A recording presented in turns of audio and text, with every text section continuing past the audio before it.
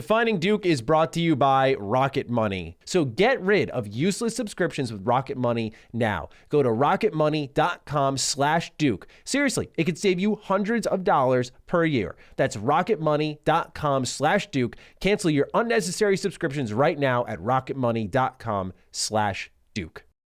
Defining Duke is brought to you by Tommy John. Go to TommyJohn.com/Duke right now for 20% off your first order. 20% off at TommyJohn.com/Duke. TommyJohn.com/Duke. See site for details.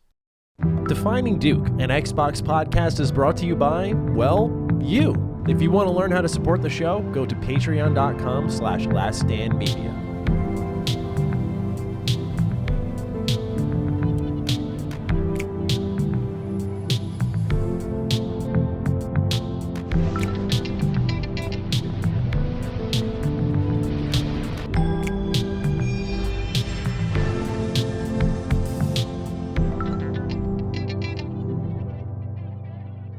Salutations, everybody. It is Maddie here today, and welcome to episode 101 of Defining Duke, an Xbox podcast, our favorite vault cog. We've made it this far, indeed. And how are you doing, my Boilermaker brethren?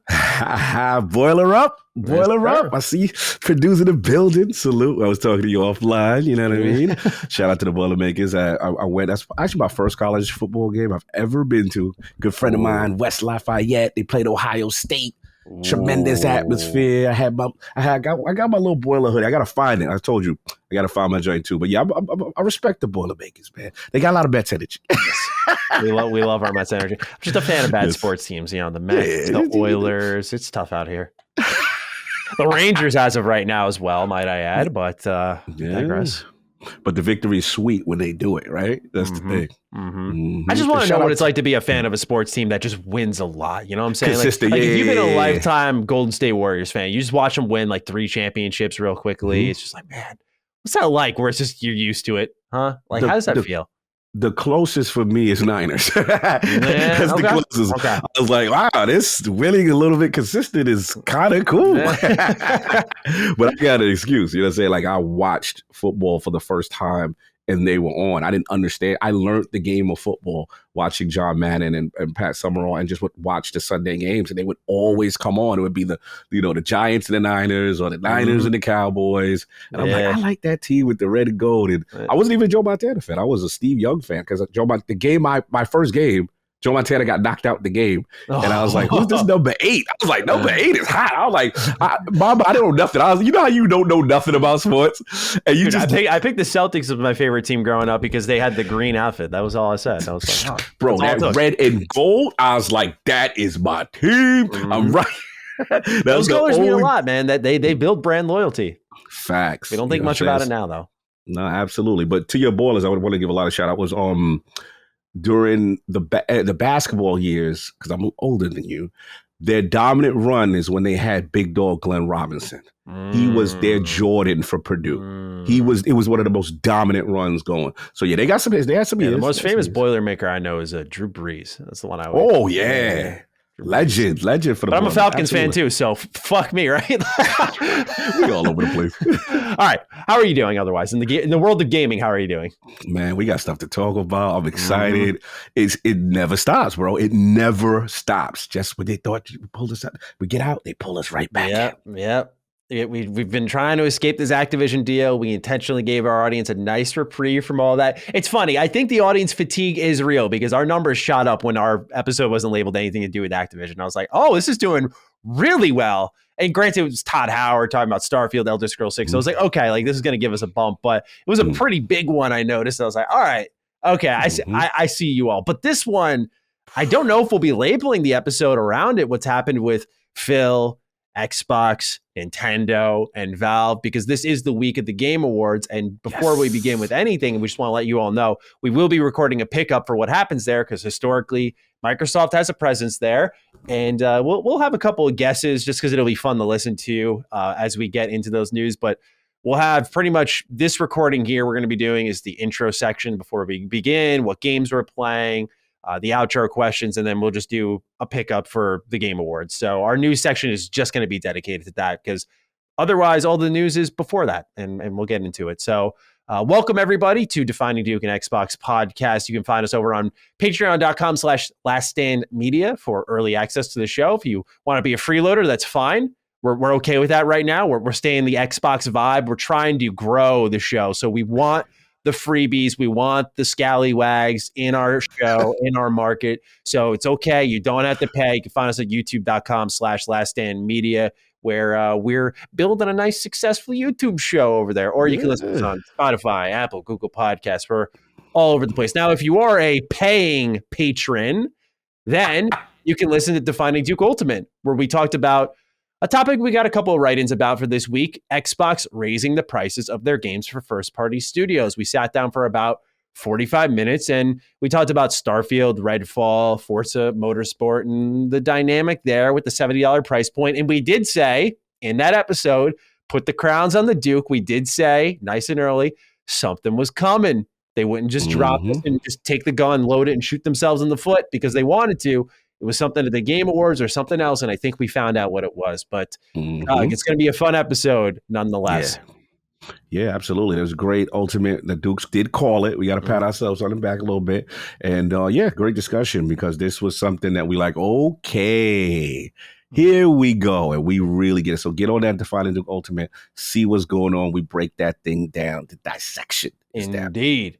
And also just a shout out to our friend Gene Park. He's officially a cancer survivor, and we just want to send him our love. We have been scheduling a DDU with him. That'll probably be sometime in 2023. Want to give him time to just recover, enjoy. I know he's going to be a highly sought after commodity in the gaming space now that he's getting back on his feet and whatnot. But just wanted to send him our love. You know, he's one of the few people in the games industry, the mainstream games industry, that sends us a lot of public love, and we do not take that for granted. But also, he's just a good friend, and we're looking forward to collaborating with him at some point down the road. But send your love to Gene Park. He's doing great, and it's amazing to see him happy and healthy. So a lot of love to you, Gene.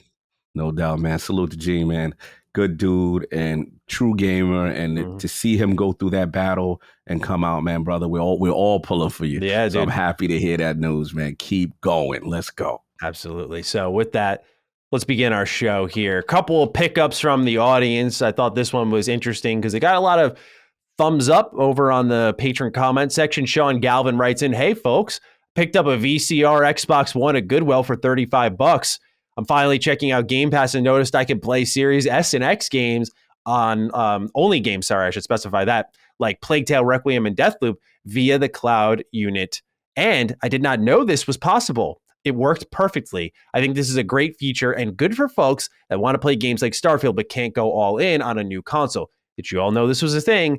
Thanks for your time." And I just thought it might be a good time to remind everybody in the holiday season that, don't get your kid an Xbox One, by the way. He'll get made fun of. But I'm just saying, like, if you're looking for a cheap way to dip your toes and you got the internet, but you don't have the money for the console, this is a good way to do it. And we haven't talked about it a lot, but yes, this is something we were aware of. Sean, we're glad you found your way in there. And this is something that I think Xbox hopes more people find their way into their games with, because they're just trying to support every platform with Game Pass and xCloud.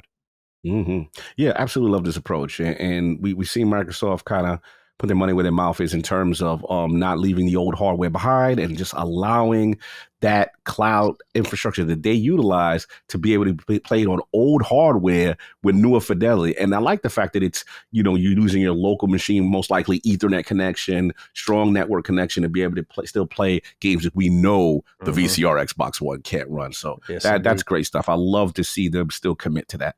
Absolutely. Now, a couple corrections from the audience. We didn't get everything right last week. Starting off with Dirty Flint. "Hey, Dukes, just a quick correction, but Disney's Dreamlight Valley is not free to play. It costs money for the base game. Peace and love. Hope you have a great day instead of a mediocre one." Thank you, Dirty Flint. Appreciate that. I don't know why I thought it was free to play, but it is not free to play. So there is that. Thank you, Dirty Flint. Appreciate it. And then Nicholas Brillhart writes in with a correction as well. "Season's greetings, Dukes. Wanted to write in with a correction and a comment on last week's discussion. The correction is in regards to Grounded's update. At the time of the episode's Patreon release, the update was still in testing and was only available to those in the Xbox Insider program. Everyone can access it by joining in the program, but it is not out properly just yet, though it may be by the time the next episode goes live." Well, thank you for that, Nicholas. We have to make sure we're right for both patrons and public. Yes. So that minute correction I will allow. You're getting close, Nicholas, to where I would clap back on you, but I'm going to allow this one. You're going to allow? Okay, no clap back today. Okay. Salute to Nicholas. But we have a lot of fun game news this week ahead of the Game Awards, at least in this current position as we record. So let's get it started with a little more Indiana Jones. We talked about this a bit with Todd Howard's interview, but now we've learned that the Chronicles of Riddick and Darkness director, Jens Anderson, has joined Machine Games to lead design on Indiana Jones. And I am especially excited about this one because the Darkness series is rad. And it's very, by the way, first-person shooter driven, which is something that we know is already in the DNA of Machine Games, and people are wondering what kind of game will Indiana Jones be. We know Todd Howard said it's going to be a mashup of many things, and it's intentionally that way. So what is your feeling on this one, just based off the games, the pedigree here? How are you feeling about Indiana Jones? I'm excited for it. You know, Todd got me more excited when he utilized the term mashup, because I almost get, I think I talked with King about this, like I almost get like a multi design approach vibe, maybe, right? Maybe it's a multiple things. Maybe it's a cinematic parts, and maybe there's driving parts. And, you know, I'm getting like, when I hear mashup, I don't know why my mind is kind of leaning that way. But look, we know what Machine Games do, right? There's a part of me though, man, I'm not gonna lie, that I do hope they do the guerrilla. You know what I mean? And I hope, like, remember Guerrilla was Killzone, yes, right? And then here come Horizon, you know, Forbidden West and all that. So it's just like Zero Dawn. So of course, what I like Indiana and over third person, like to me, that's what Uncharted took and kind of did, right? So I would love to see it, but as long as they do something, even if it's first person, I just gotta, not that I'm worried that it's gonna be a bad game, I just gotta see how that would work if you don't see indie, like, you know what I mean? Like, I gotta see. Do what Machine Games always does, right? The third person cutscenes, the first person gameplay, if anything. I feel like you were still able to connect to like BJ Blazkowicz, for example, and his story. So maybe that's how they do it. And I think of like Deathloop. One thing that I can positively say about the game is they gave their main character. Get ready for this one. Get ready for this one. Deathloop? This is a moment. Bookmark this one. The main characters have a lot of personality, and you can really enjoy listening to them, even though you can't really see them talking. It's all first person. So keep that in mind as well. But yeah, I think this game is going to be wild and off the chains. And like one thing I loved about the Darkness was it starts off as just a first person shooter, and then you get these nasty creatures that will like wrap up enemies and you'll eat their hearts. And it's something that you have to like stay out of the light on and stay, of course, in the darkness as you're exploring these levels. But it's very much based around the mafia. It's an awesome series if no one's played it before. And I'm not saying this is going to be anything that you're going to see in Indiana Jones, but that game was a mashup in a sense. Like it had a single gun, then dual wields, then you had four weapons in total, technically, because you had like 2 tentacles that could do slashing attacks, knock up attacks, and so on. And so there were combos you could do. It was really off the chain. So I feel like that vibe may fit what Todd was describing here. So this seems like a good get, but we'll see when it's time to show the game. Yeah, absolutely. Here's a departure that I'll let you go first, but I thought may have been a little overblown. Tom French, Halo Infinite's multiplayer director, has left 343 after 11 and a half years with the company. Now, Cog, we've been hard on Halo Infinite. We applauded the winter update and how they handled the Bonnie Ross situation. What do you make of an employee who's been there for 11 and a half years saying, okay, enough's enough after the winter update has been shipped? Yeah, I mean, it seems like a tenure thing, but I don't want to make light of it. I mean, I felt it kind of went under the radar considering all the news that's been going on in this recent cycle. You know, this is a veteran. So, you know, I don't really have too much on this one other than the fact that, you know, it could be just a legitimate situation where, you know, he's kind of seen the course, done what he had to do. They landed the plane, he's ready to go. Or it could be a situation where, you know, look, if you're in a stressful environment and, you know, especially with Halo Infinite's development and how it's been criticized, that could take a toll on you, you know, and that could lead to decisions to be like, you know what, I kind of need to step out. You know, we've seen some exodus. This is not the first multiplayer person that has left. I believe there's 2 others that left, Andrew and Patrick. I forgot the gentleman's last names, but yeah, like I look at it like I'm not going to say it doesn't mean anything. There's a part of me that says, you know, when you're in corporate and you're killing yourself to get over a deadline, to get or to land a plane, to get something doing some of the hardest work in your life, bro, you best believe sometimes you may reevaluate and be like, yeah, I think I've done my thing and I'm ready to move. You know what I'm saying? If the conditions are what the conditions are. So I don't have any definitive information. I'm just talking from experience when you're in the trenches behind the scenes on corporate. Right on. Yeah, I'm sitting more in the camp pretty firmly of, you know, I think this one, for the coverage I did see of it, was getting a little overblown in fan reaction because, you know, you have a game that had a bumpy road and the time to leave was probably the launch of the game. You know, he probably knew better than anybody the state of the multiplayer, but I think he wrote it out until that plane was landed. And at that point, he served his time. He was here through, you know, 11 and a half years, right? That's I believe 4, 5, and Infinite. So, you know, he's been hanging around for it all, and he's seen 5 and how that went. And so I don't know if Infinite may have been any different for him in certain regards, other than it had a lot more attention to it because it was free to play, and a lot of people wanted to succeed because it was legitimately really fun. But otherwise, you ship the game's biggest update yet. You have all the staples to a Halo game there, from co-op to Forge to more maps, more modes. You have the playlist there. The progression system is there. You've kind of answered every demand. Now you just need to do more. And do you really need someone who may be ready for their next chapter to deliver on what more of Halo is, which is maps and modes? You could argue yes, because he was good at his job. And I think Halo Infinite feels amazing, which is why I say that. But, you know, the reality is that I don't think this is one of those like, oh, that's a bad sign, because they've delivered something now. And they're in a state now where like they can start rolling and gaining some momentum here. I think, you know, with that first major campaign expansion, if they still plan on doing that with the multiplayer stuff, I feel like that's going to be the moment they can turn the corner here. And yeah, we've seen some refresh of the staff between Bonnie, him, and many others that you mentioned that we've covered on the show.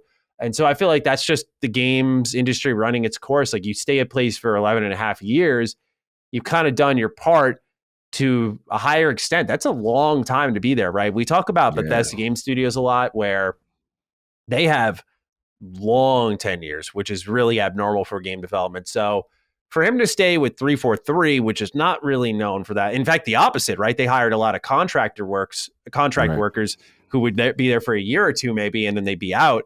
He was there for 11 and a half. So to me, this doesn't seem like a, you know, it's gone south or things have gone wrong type of, just from the outside looking in, type of exit. So I personally thought some of the coverage of it was a little overblown, and that it may be the sky is falling here. And look, I've been Infinite's biggest critic, man. Like, I think if I'm saying the sky isn't falling, we should reevaluate a little bit. So that is true. So just going to throw that one out there. But let's talk a bit about Diablo 4, shall we? Yes. Diablo 4. So previews are out. Game is apparently coming June 5th next year. Just in time for a little showcase, Cog. Look, man, that would line up real nice. Real nice, too. Make a line up with a service. Yeah. Look, man, I'm hyped. I caught a couple of previews. I watched IGNs because I knew McCaffrey did it, so I was keen on that. I missed the Duke. I missed the Duke. I loved it. I should have caught that one. Yeah, for what I caught, they love it. They actually try to temper their expectation because they're so excited and they're doing little things right. There's subtle things right. You know, skill trees, the way things are handled from, you know, the character customization, things of that nature. And the vibe I got is a lot of quality of life stuff that people had an issue with 3 is now being fixed with 4. Like, I'm a Diablo guy. I mean, I wouldn't say like I'm super hardcore, but like I'm late to the series, but I came on at 3. And I'm like, man, I'm addicted to this thing. Like, I really like it. And people are like, oh, 3's so good. Yeah, the hardcore be like, 3's all right, Cog, but, you know, 2 it is. So I'm like, all right, I tried 2, and I just couldn't, man. Go back. I can't say. 3's just got a rhythm to it, man. It's got a rhythm. I totally respect where people are coming from, because I think, like, when you have that history and you know where something came from and what it became, and you see those minor changes, especially 3's launch was pretty nasty too. I do recall that with, what was it, error 34 or something like that. It was, whatever it was pretty messy. And so I understand where people are coming from on Diablo 3. For me, I missed all that. So I came in with like the Necromancer edition, and I was just like, this is so fun, man. It was already there. Together. Yeah, it was a good time. Yeah. And the thing for Diablo that satisfies me is part of the reason why I love Destiny is gunplay and all that, but another part is builds. Diablo hits that niche for me. Okay, if I get this, and it's gonna give me points towards this ability that I like to use, and then I start really build crafting and making things that I like to use powerful. Love that stuff. Sometimes they get mad at me. Sometimes I'm in my base. Hold on, guys, before we that guy configuring and moving things around. I know. Dude, I had a friend like you that I was playing Borderlands with, and we couldn't move to the next area in the game because of the load screens, because he's in the inventory just constantly fucking with his guns and his skill trees. I'm like, bro, every 5 seconds, you're that guy? Oh, we're never playing co-op. We probably can't play together. I will be like, because I'm not a rushing kind of gamer, but I'm just like, dude, again? You're in the menu again, man? I've gotten better, after a mission. I'm like, come on, guys, give me 5 minutes. And then I've learned to temper it, not every screen and I've learned to temper. But I am like, that's why sometimes I got to play by myself sometimes. I have to. I'm like, how's a noble sacrifice for the greatness of mankind. Yeah. until I got everything theory crafted, everything build crafted to my liking and then I go play with the homies. But I am I'm like, bro, I'm very meticulous with. I feel like you put on a show too, right? When you're stepping out there with the new build, you're like, yo, boy, it's just come back. I'm like, let me show y'all how. And they be like, oh, okay. Yeah, because I put in the work. I'm like a scientist with it, bro. I'm like concocting the potion. I love that stuff. That's more exciting to me sometimes than the actual game if the game is good. Trust me, I love that stuff. Yeah, I'm the same way. There's very few games that scratch the itch that Diablo does on that front. Like I think of Borderlands and 2 specifically, and Diablo 3 and Torchlight 2 was actually pretty good. I thought that was pretty underrated, but otherwise it's few and far between in my eyes. Path of Exile was good, but I just the menus and skill tree navigation and that just throws me for a loop. So I'm very much anticipating Diablo 4, and I just hope that any potential monetization there just don't do the Activision Blizzard thing y'all typically do. Like, let's just get a good one here. Diablo Immortal exists for a reason. I can stomach that if over here we got Diablo 4 untouched and just a great AAA game. That's all we're asking for here. Good luck with that. You're very hopeful. Well, I was hoping for this one for years. I know no one listening to this will give a single shit, but I had to put this in the show because if you want to talk about me laying in bed and popping for an announcement, this is it. So, Dragon Ball Super card game. It's getting a digital version finally, and it's coming 2023. I wish Carrick were here because I've put him through so many conversations on ham radio about this that I'm surprised I didn't hear from him about this because it's a small game. But I played Dragon Ball Super card game in my local scene for years, man. I don't think anything's quite ever hooked me like this game. Not in like an addictive way, but you talked about build crafting. I don't know how this didn't come to mind for me. This game, man, it's like Magic the Gathering meets Yu-Gi-Oh! It's so fun. And of course, it appeals to the fan part of me. I love Dragon Ball, and it covers every era of it. It is so disgustingly fun to me. I just build deck after deck after deck. It was more than a hobby to me at one point. I was like, I love doing this. Like, I'll just go through my cards. Like, it was so much fun.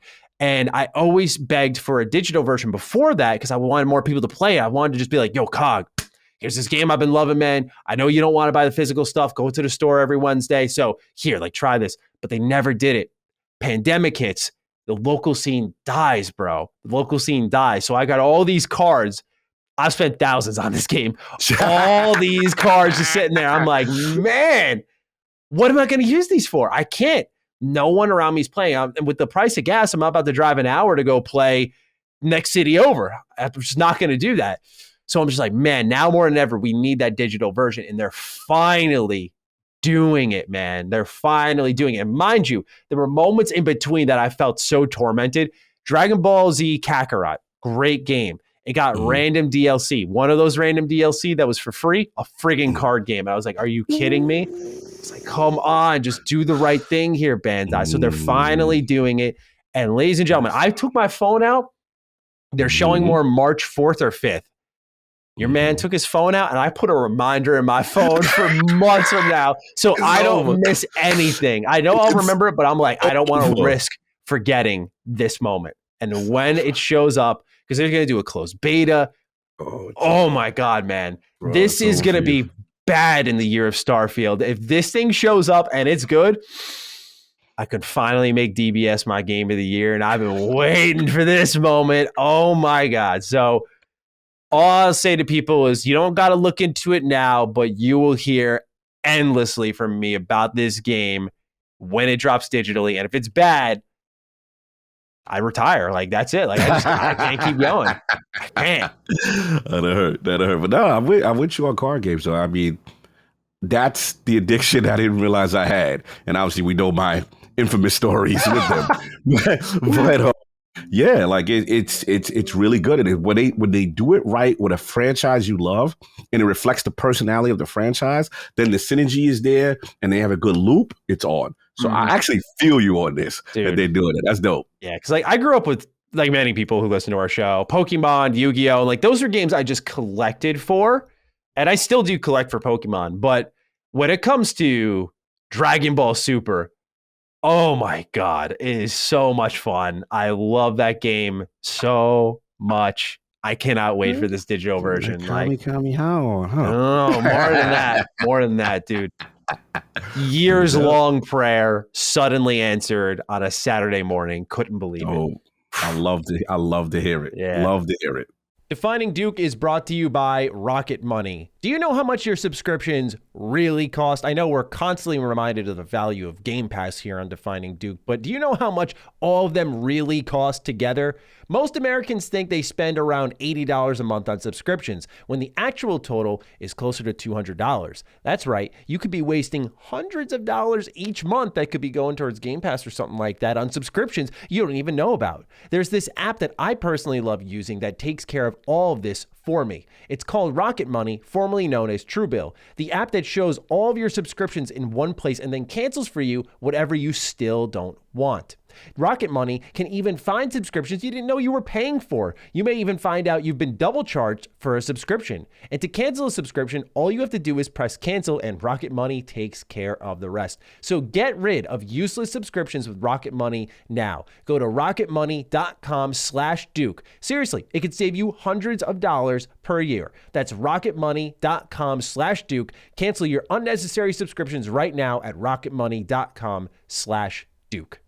Defining Duke is brought to you by Tommy John. Fall is chaos in your pants, and don't get carried away. We're not talking about the good type of chaos here. You're overheating one second, you're freezing the next. To be ready for anything, you need underwear that can handle everything, and it's time for me to tell you about Tommy John underwear. Now, here's a story. Here's a great mental image for you. Anytime I do this podcast, I use Tommy John underwear because I like it that much. Why is that, you may be asking? Well, when you sit here and you podcast for 3 hours and you start sweating it up a little bit, I don't want to be walking home smelling like the 15th century, if you catch my drift. And honestly, having cool, comfortable, breathable fabric is a big key to my success behind the microphone, quite frankly. Tommy John's breathable, lightweight fabric has 4 times the stretch of competing brands. They come with no wedgie guarantee, and that's thanks to a non-rolling waistband and legs that never ride up. Plus, they feature a horizontal quick draw fly. Go to TommyJohn.com/Duke right now for 20% off your first order. 20% off at TommyJohn.com/Duke. TommyJohn.com/Duke. See site for details. All right, to more serious stuff. Get off my DBS high horse. Bethesda QA workers have begun to form their own union.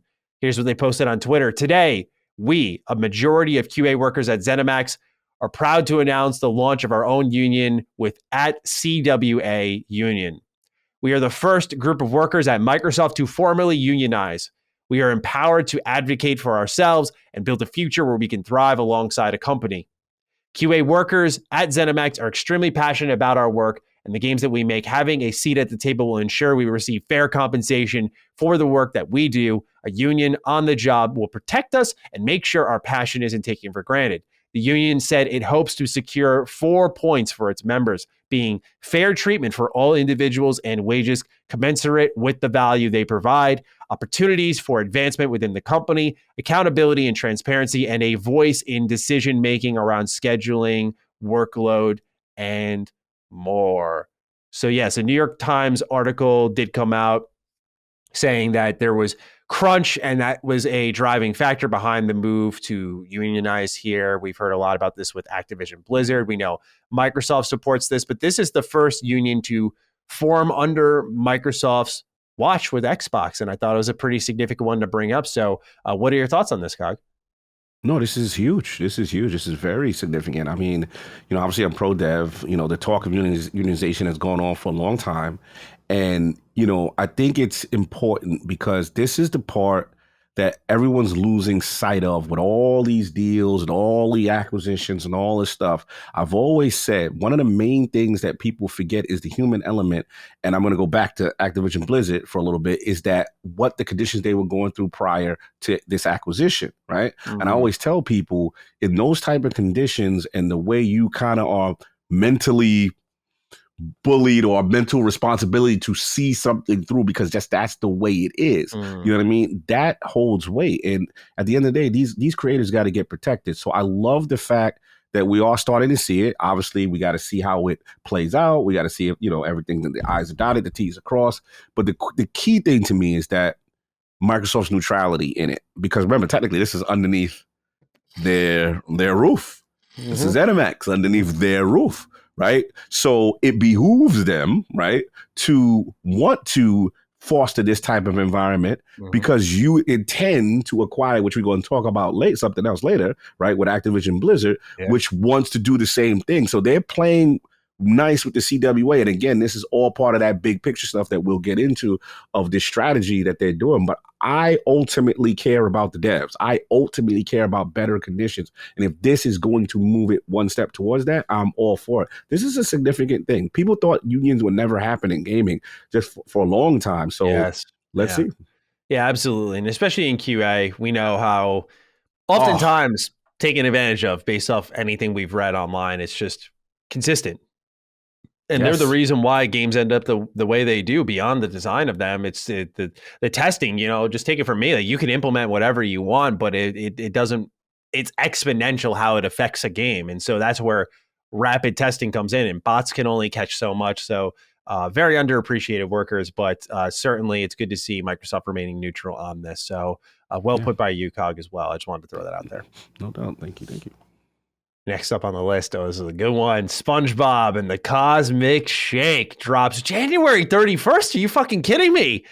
Oh, dude, what a great treat to start off the year. January was already popping, but now it's a party. Now, are you ready? Now it's a party. Oh man, I'm excited for this, right? It's a nice $40 game. I'm very interested, by the way, to see how this game reviews because I remember SpongeBob out for Bikini Bottom Rehydrated. Look, I'm all for respecting other people's opinions, but GameSpot had the gall to give this game a 2 out of 10. The game works, by the way, and it works just as it did back in 2005 or whatever. And IGN gave it a 5. I was like, this $30 remake got a 2 and a 5. So if I'm THQ, I'm a little nervous when this game drops. But as a fan of the SpongeBob 3D platformer, I'll just throw it out there that I admire THQ for pretty much flipping off the entire criticscape and just saying, yeah, you know what? You're kind of wrong on this. This sells well. We're going to do this again. We're going to do it exactly how we did it last time. So I'm excited for a modern battle for Bikini Bottom pretty much and seeing some new bells and whistles added on. So I'm excited, man. I'm excited. Cog, I know you don't want to feel like the creepy man at the park, but how are you feeling about diving into SpongeBob the Cosmic Shake? Is it calling your name? This is all you want to sip on that Cosmic Shake? No? Keep me. I got to stay away from the playground, man. It's not a good look for a gentleman of my age to be frolicking with the kids doing this kind of stuff. But I respect you youngins, man. You go get that. You let me know how it is. But salute to it coming out that fast, though, right? Yeah. That's good. Yeah. That's quick. Yeah. Yeah. Hey, I just want to know, for anyone listening, anyone in their 40s who's listening to this show, please write in. Let me know if you plan on playing this game. I'm curious. Do you feel like you'd be judged if you announced this to the world? I just want to know. Facts. I need to hear this. We need a budge cog off of this creepy guy at the park atmosphere that he's trying to build. And it's like, no, you're not. You're not that guy. You're not. You gonna have me with the van, the Spongebob van with the candy. No, you can't have me like that, man. Luring the kids with this. No, keep me out. I'm over here doing the grown man stuff in my bracket where I'm supposed to be. Yeah, we're men playing the Blade point. All right. We're playing grounded. We're playing as 10-year-olds in our backyard, man. All right, you ain't had to get me with that one. Go expose me, but it's all right. Obsidian's got to make the SpongeBob game. Hey, they make a great SpongeBob RPG on just a side note. Oh, they did. Game Pass, couple updates on this one. Pretty big games coming to the service here. First one came out back in April, Lego Star Wars, the Skywalker Saga. It's available now, as well as Hello Neighbor 2. You can play both these games on cloud, console, and PC. In particular, I would tell you all to check out Star Wars, the Skywalker Saga. I really like this game a lot. I thought it was a ton of fun, and the combat is way better than I think it ever has any right to be. Certain episodes lag behind others, but it's a lot of fun. And I just played the Galactic Edition. I should mention, I forgot about this. I did a sponsorship for this, but it was way after any review dropped, like 8 months after. So I don't know if it matters to people, but I just want to be transparent. But this game rocks. And I just want to make sure people know it's on Game Pass. You should download it and check it out. It's a lot of fun. But Cog, I mean, I know this is kind of on topic, but are Lego games out of the equation too? I kind of know a little bit more about you at this point, my friend. Closest one you got me, because I was such a is the Marvel one. I believe the Marvel ones will get me. So I remember trying. I know why. I remember why. Normally, this is a no-go. This is a bad call. No. Okay. But where they got me is any game, because you know who Cog's favorite Marvel hero is. Oh, the Silver Any Surfer. game that has Silver, so he's such a rare appearing character in games. I have like a tradition that any game he's in, I have to pick up.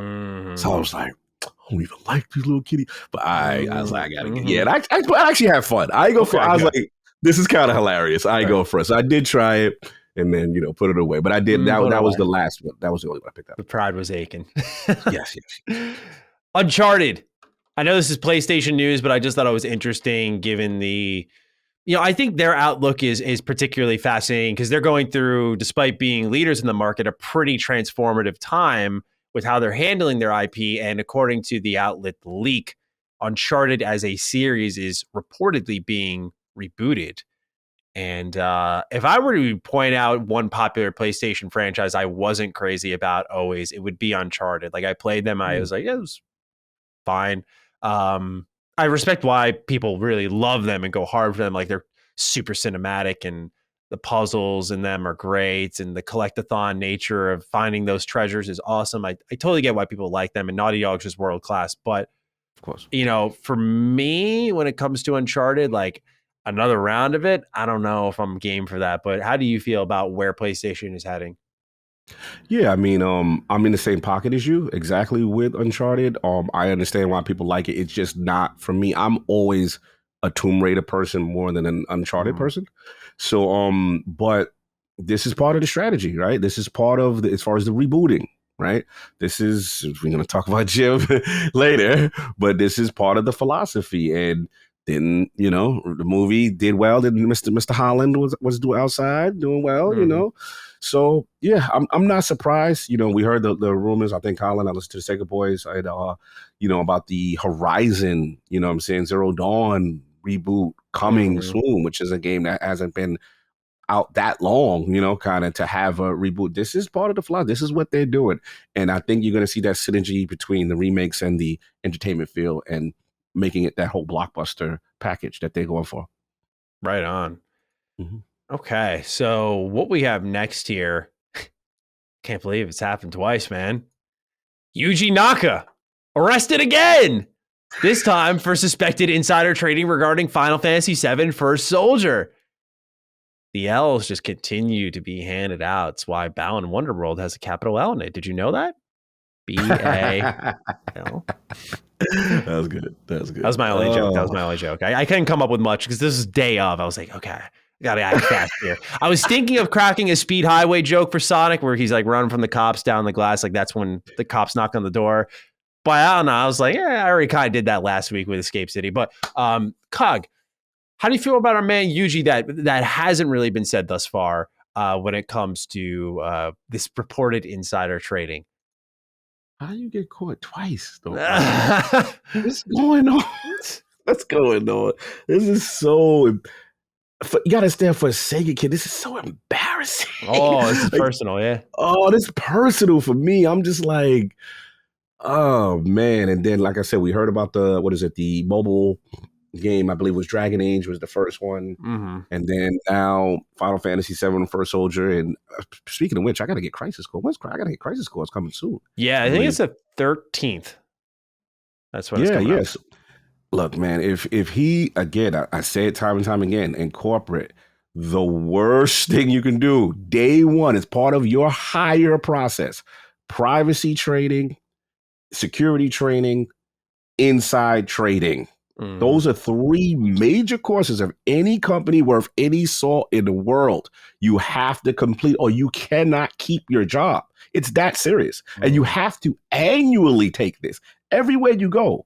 How this man allegedly is doing this, it's egregious. And if it comes out and there's when we heard the initial story with the 2 other members and then they took their portions and he took out his portion. This is bad. And I just hope it's not a situation. I'm speculating. I'm just hoping it's not a situation where he was so frustrated, and not being respected or because of Balin and obviously what's been going over there. He publicly went at Square Enix, and then we saw about their disassociation. This is a terrible look if he knew those things and did inside trading. So you got to know better. Yeah. Spoken like a true professional. I'll just leave it to my jokes because that's genuinely all I have to throw out there. Like, dude, you like, what else can I say other than like, why would you do that? Why? I'm hoping and praying like the story came out and it wasn't. It just don't look. The second that I'm like, oh yeah, man, second time, man. This guy's going through it, so we're hoping he'll pull out on the other side. But if it's just him being a stupid head, then you don't got much pity from me. All right. Yeah, exactly. Same. Time for the big story here. Before anything that happens at the Game Awards, we got to talk about Phil Spencer confirming that Microsoft has entered a 10-year agreement to bring Call of Duty to Nintendo Switch, as well as confirming that the series will be releasing simultaneously on Steam alongside Xbox. Couple of key quotes here outside of the tweets confirming this information. Let's go to Bloomberg, where Phil Spencer said the following. Quote, from where we sit, it's clear that Sony is spending more time with the regulators than they are with us to try and get this deal done, end quote. Then Microsoft's president and vice chair Brad Smith on Twitter had the following to say. Our acquisition will bring Call of Duty to more gamers and more platforms than ever before. That's good for competition and good for consumers. Thank you, Nintendo. Any day Sony wants to sit down and talk, we'll be happy to hammer out a 10-year deal. And then what I thought was kind of the public backbreaker of it all, Gabe Newell released a statement to Kotaku. He writes, we're happy that Microsoft wants to continue using Steam to reach customers with Call of Duty when their Activision acquisition closes. Microsoft has been on Steam for a long time, and we take it as a signal that they are happy with gamers' reception to that and the work we are doing. Our job is to keep building valuable features for not only Microsoft, but all Steam customers and partners. Microsoft offered and even sent us a draft agreement for a long-term Call of Duty commitment, but it wasn't necessary for us because A, we're not believers in requiring any partner to have an agreement that locks them to shipping games on Steam into the distant future. B, Phil and the games team at Microsoft have always followed through on what they told us they would do, so we trust their intentions. And C, we think Microsoft has all the motivation they need to be on the platforms and devices where Call of Duty customers want to be. Wow. Let's start off with our first write-in here because I really want to get into the thick of it with what Gabe Newell said. Because again, to me, That is the black eye of it all. So Lucius Augustus writes, "Hello, Dukes. Last night, Phil Spencer, as well as Brad Smith, Microsoft's top lawyer, announced their commitment to bring Call of Duty to both Nintendo Switch and Steam. Now, plenty of people will freak out over COD coming to Switch, but I want to focus on something that Valve's Gabe Newell said. It's a powerful statement from a huge market participant on PC. This statement is especially important when you look at what the CMA and EU regulators have been saying about Microsoft's grip over the Windows ecosystem. Here you have a platform holder via Steam Deck who has hands down the market dominance on PC and the most influential PC storefront on the planet, saying it trusts Microsoft's intentions. How do you feel these statements can tip the scale in Microsoft's favor?" So, Cog, we'll talk generally, of course, but wow, what a megaton in what has been a series of a back and forth between PlayStation and Xbox. And it looks like Xbox just dropped the nice guy act and said, we're going full public with this. We're going to do these commitments. We're going to make these technically concessions by bringing Call of Duty to other platforms. And we're going to do it ahead of any deal being concluded. And then Gabe backing them up like that, where he's like, I didn't even need a contract, is huge. So what's your takeaway? Man, this broke last night, say about 11:30. I'm like, what is Phil tweeting about? Like, what is going on? Like, what is happening, right? So, at first, my initial thing, and it's still part of this, is still there's the PR aspect of this, right? There's the optics aspect of this, but we have to be clear. Like, I will say this. If this deal goes through, this will be the moment that we will remember where the tide changed. And this will be the moment where, in my opinion, they just outmaneuvered Sony on every level. If it goes through, it's still not over. But the reason why I say they've outmaneuvered Sony is because Sony's core arguments has always been, first, the 3 years, not adequate, right? Hey, we gave you 10, right? You still said no, right? Then, we can't survive in any type of a gaming environment without Call of Duty. Call of Duty is so big a game that we can't survive. I've always been on record that my thoughts has been aligned with where the Brazilian regulators have said, which was kind of like Nintendo exists. Somehow, when it got to the UK, the verbiage has changed as if Nintendo is not in the same sphere of gaming. They're focused on family and friends.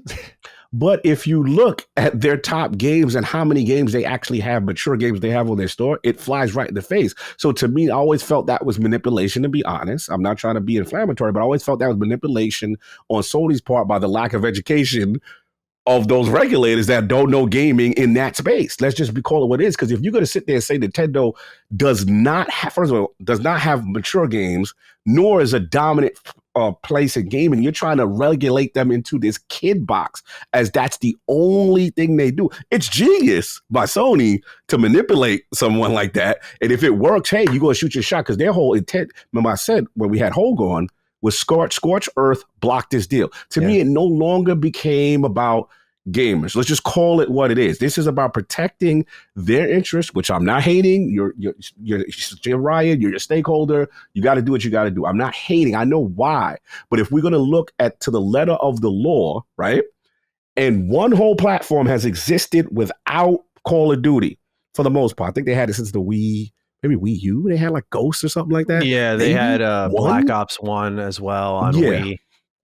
Maybe. So now, listen, Microsoft offering a 10-year agreement to Nintendo, and Nintendo accepting is huge, because Nintendo has been the silent partner all this time. I told you about the shelf. I told y'all about that shelf. Yeah, listen to me. I said, yo, do not disrespect Phil's shelf. I said, that shelf has been up there. And everybody was like, nothing's happening. Now we know what the shelf was about. This is the great reveal. This is the hidden boss character that no one saw coming. The great reveal. We're like, in wrestling, oh my God, he comes to the ring. It's Nintendo. This is one of the moments. Like, what? And I always thought it was curious. I'm having fun with this. I always thought it was curious that Brad Smith when the deal first got announced, remember I was like, why is he mentioning Nintendo? What does Nintendo have to do? We would put it anywhere. Even Nintendo, we'd put it there. We're like, yo, this has nothing. This is between Sony and, okay. I just thought it was interesting they put that, but they were so outspoken with the approach. Now to your point, and is as amazing as a wrestling, theatric thing of the Nintendo run into the ring. Now you got Steam. Bro, the Dudley Bros have shown up. Yeah. putting PlayStation through the table. ECW. It's the Dudleys. Remember that? And they slay you through the table. I used to love ECW. You remember them days, man? Yeah. So it's like now, the other core argument was Microsoft. Sony said Microsoft cannot be trusted. They dominate games. They dominate the industry. They break up companies. We don't trust them. They could take away this deal from us. Now you have Gabe, Steam, Valve, one of the largest competitors in the space. They are a competitor. You know what I'm saying? Like, for them to come out and say, not only do we not need the deal, we trust Microsoft because of all our dealings prior, that not only they can put on a plan, we don't need a contract. Bro, that is a damning blow. Mm-hmm. From an optics perspective, that literally destroys the whole Microsoft dominates the industry, Microsoft ruins companies. They are not to be trusted. That literally destroyed all three of that in one. Now, granted, this is still public. This is still PR. I get it. Not officially finalized. But if a concession was to happen, someone has set themselves up by saying, not only are we willing to give it to all these communities that never had Call of Duty, right? Not only, and then here's the other thing that's so bad. They're accepting the 10 years. Only one person is it. So it boxes them in. Mm-hmm. Like, you are the only one here. No one else has a problem. Only you. And now it exposes. Then the field ball. We didn't even get to the field ball. Mm. What he said, he was like, from where we sit, it's clear they're spending more time with the regulators than they are with us to try. Bro, this is WWE in the theater now. Like, this is they cutting promo. This is crazy right now. Like, it's quite hilarious. You have to have fun with this because this is fanboying and console warring on the grandest of scales. Yeah. There's no doubt. But that is a damning bar. Look, this is what I will say. This is what I think happened. I still think the deal's going to go through. I think that my gut tells me, because they publicly went out with this, my gut tells me maybe this thing is turning the corner a little bit now, because the talk we heard maybe about a week ago was that maybe the FTC was definitely going to block all the way. Maybe it was because in the building we heard it was maybe 3-1. Then we heard rumblings again from a Post article. I don't know how, I can take it with a grain of salt. I don't know if it's true. But then we heard someone got swayed and they're more leaning towards Microsoft, and now it's 2-2. If it's 2-2, they can't take the chance, because then Lena Khan would look like a weak leader, and they don't know if they can go in on this deal, because if they do and she loses, that's really bad for the FTC. So this may not be the spot they challenge. Please continue.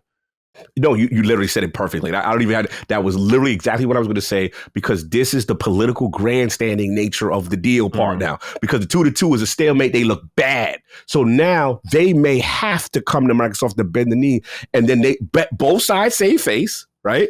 Because now Microsoft says, hey, we're concession. We're putting it everywhere. We'll put Microsoft, we'll put it, Call of Duty on your cat. We'll put it on your toaster. We'll put it wherever you want to put it. Then these guys come out and say, hey, we challenged Microsoft to not just keep it, and make it good for everyone wins except one person. You know what I'm saying? So that's where I'm at with it. It's a big deal. And again, if the deal goes through, this will be the moment that we look back at and say, this is where the tide changed. The Steam and the Nintendo, that's huge. Yeah, it reminds me a lot of back in 2014 when a little video for 30 seconds popped up on PlayStation's YouTube channel. It said how to share video games on PS4. And it was that dagger moment optically where people were like, yo, Xbox One sucks. Let's go get a PlayStation. And I feel like we are inching towards that optically. Not that suddenly PlayStations are going to stop flying off the shelves, but it cannot be overstated how this is such a public black eye to PlayStation. And make no mistake, as we record this, there's no response from them, but they are probably furious because, as Cog was saying, they've been put on an island now. It's only you. It's just you who's the problem here. Everyone else is fine with this. And this was no doubt a calculated effort by Xbox, by Microsoft as a whole, because you had the Bloomberg article popping with the quote saying PlayStation's not really complying. They're just more busy with regulators, insinuating what was happening with the UK, where they were kind of taking advantage potentially. They're trying to cancel the deal, not work with us to find concessions to allow this to go through. And then you have all the agreements dropping at once. These agreements take a while to draft up, to negotiate, to discuss what all parties will be happy with. These don't just happen over the phone. Maybe it sounds like with Steam, it was a phone call, but with Nintendo, certainly not. But this is not the first barrier that Nintendo and Xbox have broken down together. Crossplay was another one of those. And together, these two are showing that it's funny. Xbox wanted to buy them at one point and they got laughed out of the room for it. But together, these two are making legitimate change in the industry. And it makes me wonder about what that future does look like between these two on a separate note. What it looks like when inevitably, I think, a curated form of Game Pass makes its way to Switch. Because this, to me, beyond what's happened with Steam and the optics of PlayStation, is a scratch in your back. Activision never had any intent of bringing these games to your platform for a while now. They were bringing them to DS in these drastically transformed manners, like Call of Duty Modern Warfare Modernized or whatever it was called. There was obviously nothing close to COD 4 or Call of Duty Black Ops 1 on Wii. Very different from your traditional Black Ops 1 experience, but they're willing to work with them and bring a serious revenue stream to them. And I feel like this is why Xbox wanted to get Call of Duty, because it gets them closer to that goal of making Game Pass be available on all screens anywhere. Because the final sentence in Phil's tweet announcing this was pretty key. And he said that they want more players on Call of Duty, regardless of where they choose to play. And that seems to be not just a Call of Duty philosophy, but an Xbox philosophy. So, I mean, you put it perfectly from start to finish, Cog, on what this means for PlayStation. It's very hard for me to add to that, other than just to say that I do think this means that more is brewing with Nintendo and Xbox. But on the front of PlayStation, I can't help but look at this and wonder now if any concessions, because are these truly concessions if this was the plan all along potentially? And how does PlayStation, if they've said no to this, then does the regulators who come in and don't want to challenge this because it could show divide in their ranks, they say, well, PlayStation, they can do what they want with it at this point. Could Xbox, realistically, if they ever wanted to, make a spin-off Call of Duty and say that is exclusive to Xbox? Is that something that has to be on all platforms now? I just wonder with how the optics are shifting and how collaborative they've been, that other opportunities for Xbox are going to be presented. Because what's happened now is all the focus is on Call of Duty, and really, Xbox put out that letter via Microsoft months ago saying, like, yeah, when it comes to Overwatch, Diablo, and Call of Duty, we won't make these exclusive. We want them available everywhere. And in the case of Overwatch, you kind of already knew, like, yeah, that's going to be multi-plat. So it's really just those two that they're saying we're not going to make exclusive.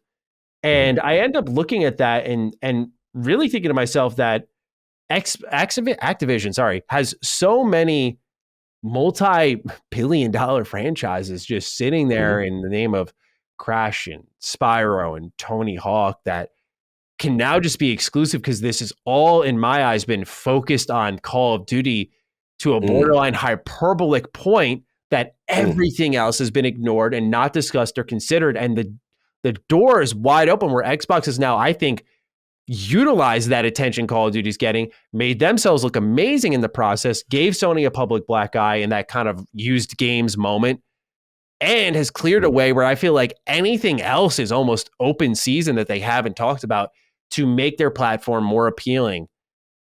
I just feel like we've talked about it to death on the price dichotomy of, oh, well, 70 on PlayStation versus 15 a month on Game Pass if you have Ultimate, and how that kind of sells itself.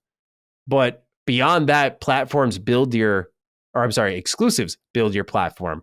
And I feel like that's another key piece here that's not being talked about a lot, which is what's going to come from this deal now that it's just been all about Call of Duty for months, and it's come to a boiling point. It's still all about Call of Duty. And I think it's made or broken on Call of Duty's back. So it's just really interesting to see. But you were about to say something a couple minutes ago. So no, go on. You're making fantastic points, because it's like the shell game, right?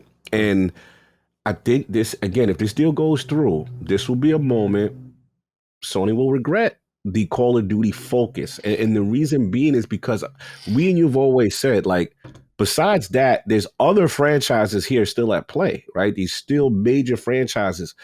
And on top of that, the other thing with the Nintendo aspect of, let's be real, like, you know, from a hardware perspective, they most likely, I don't know how they're going to do a port. Are they going to get a Call of Duty mobile port? Or what port are they getting?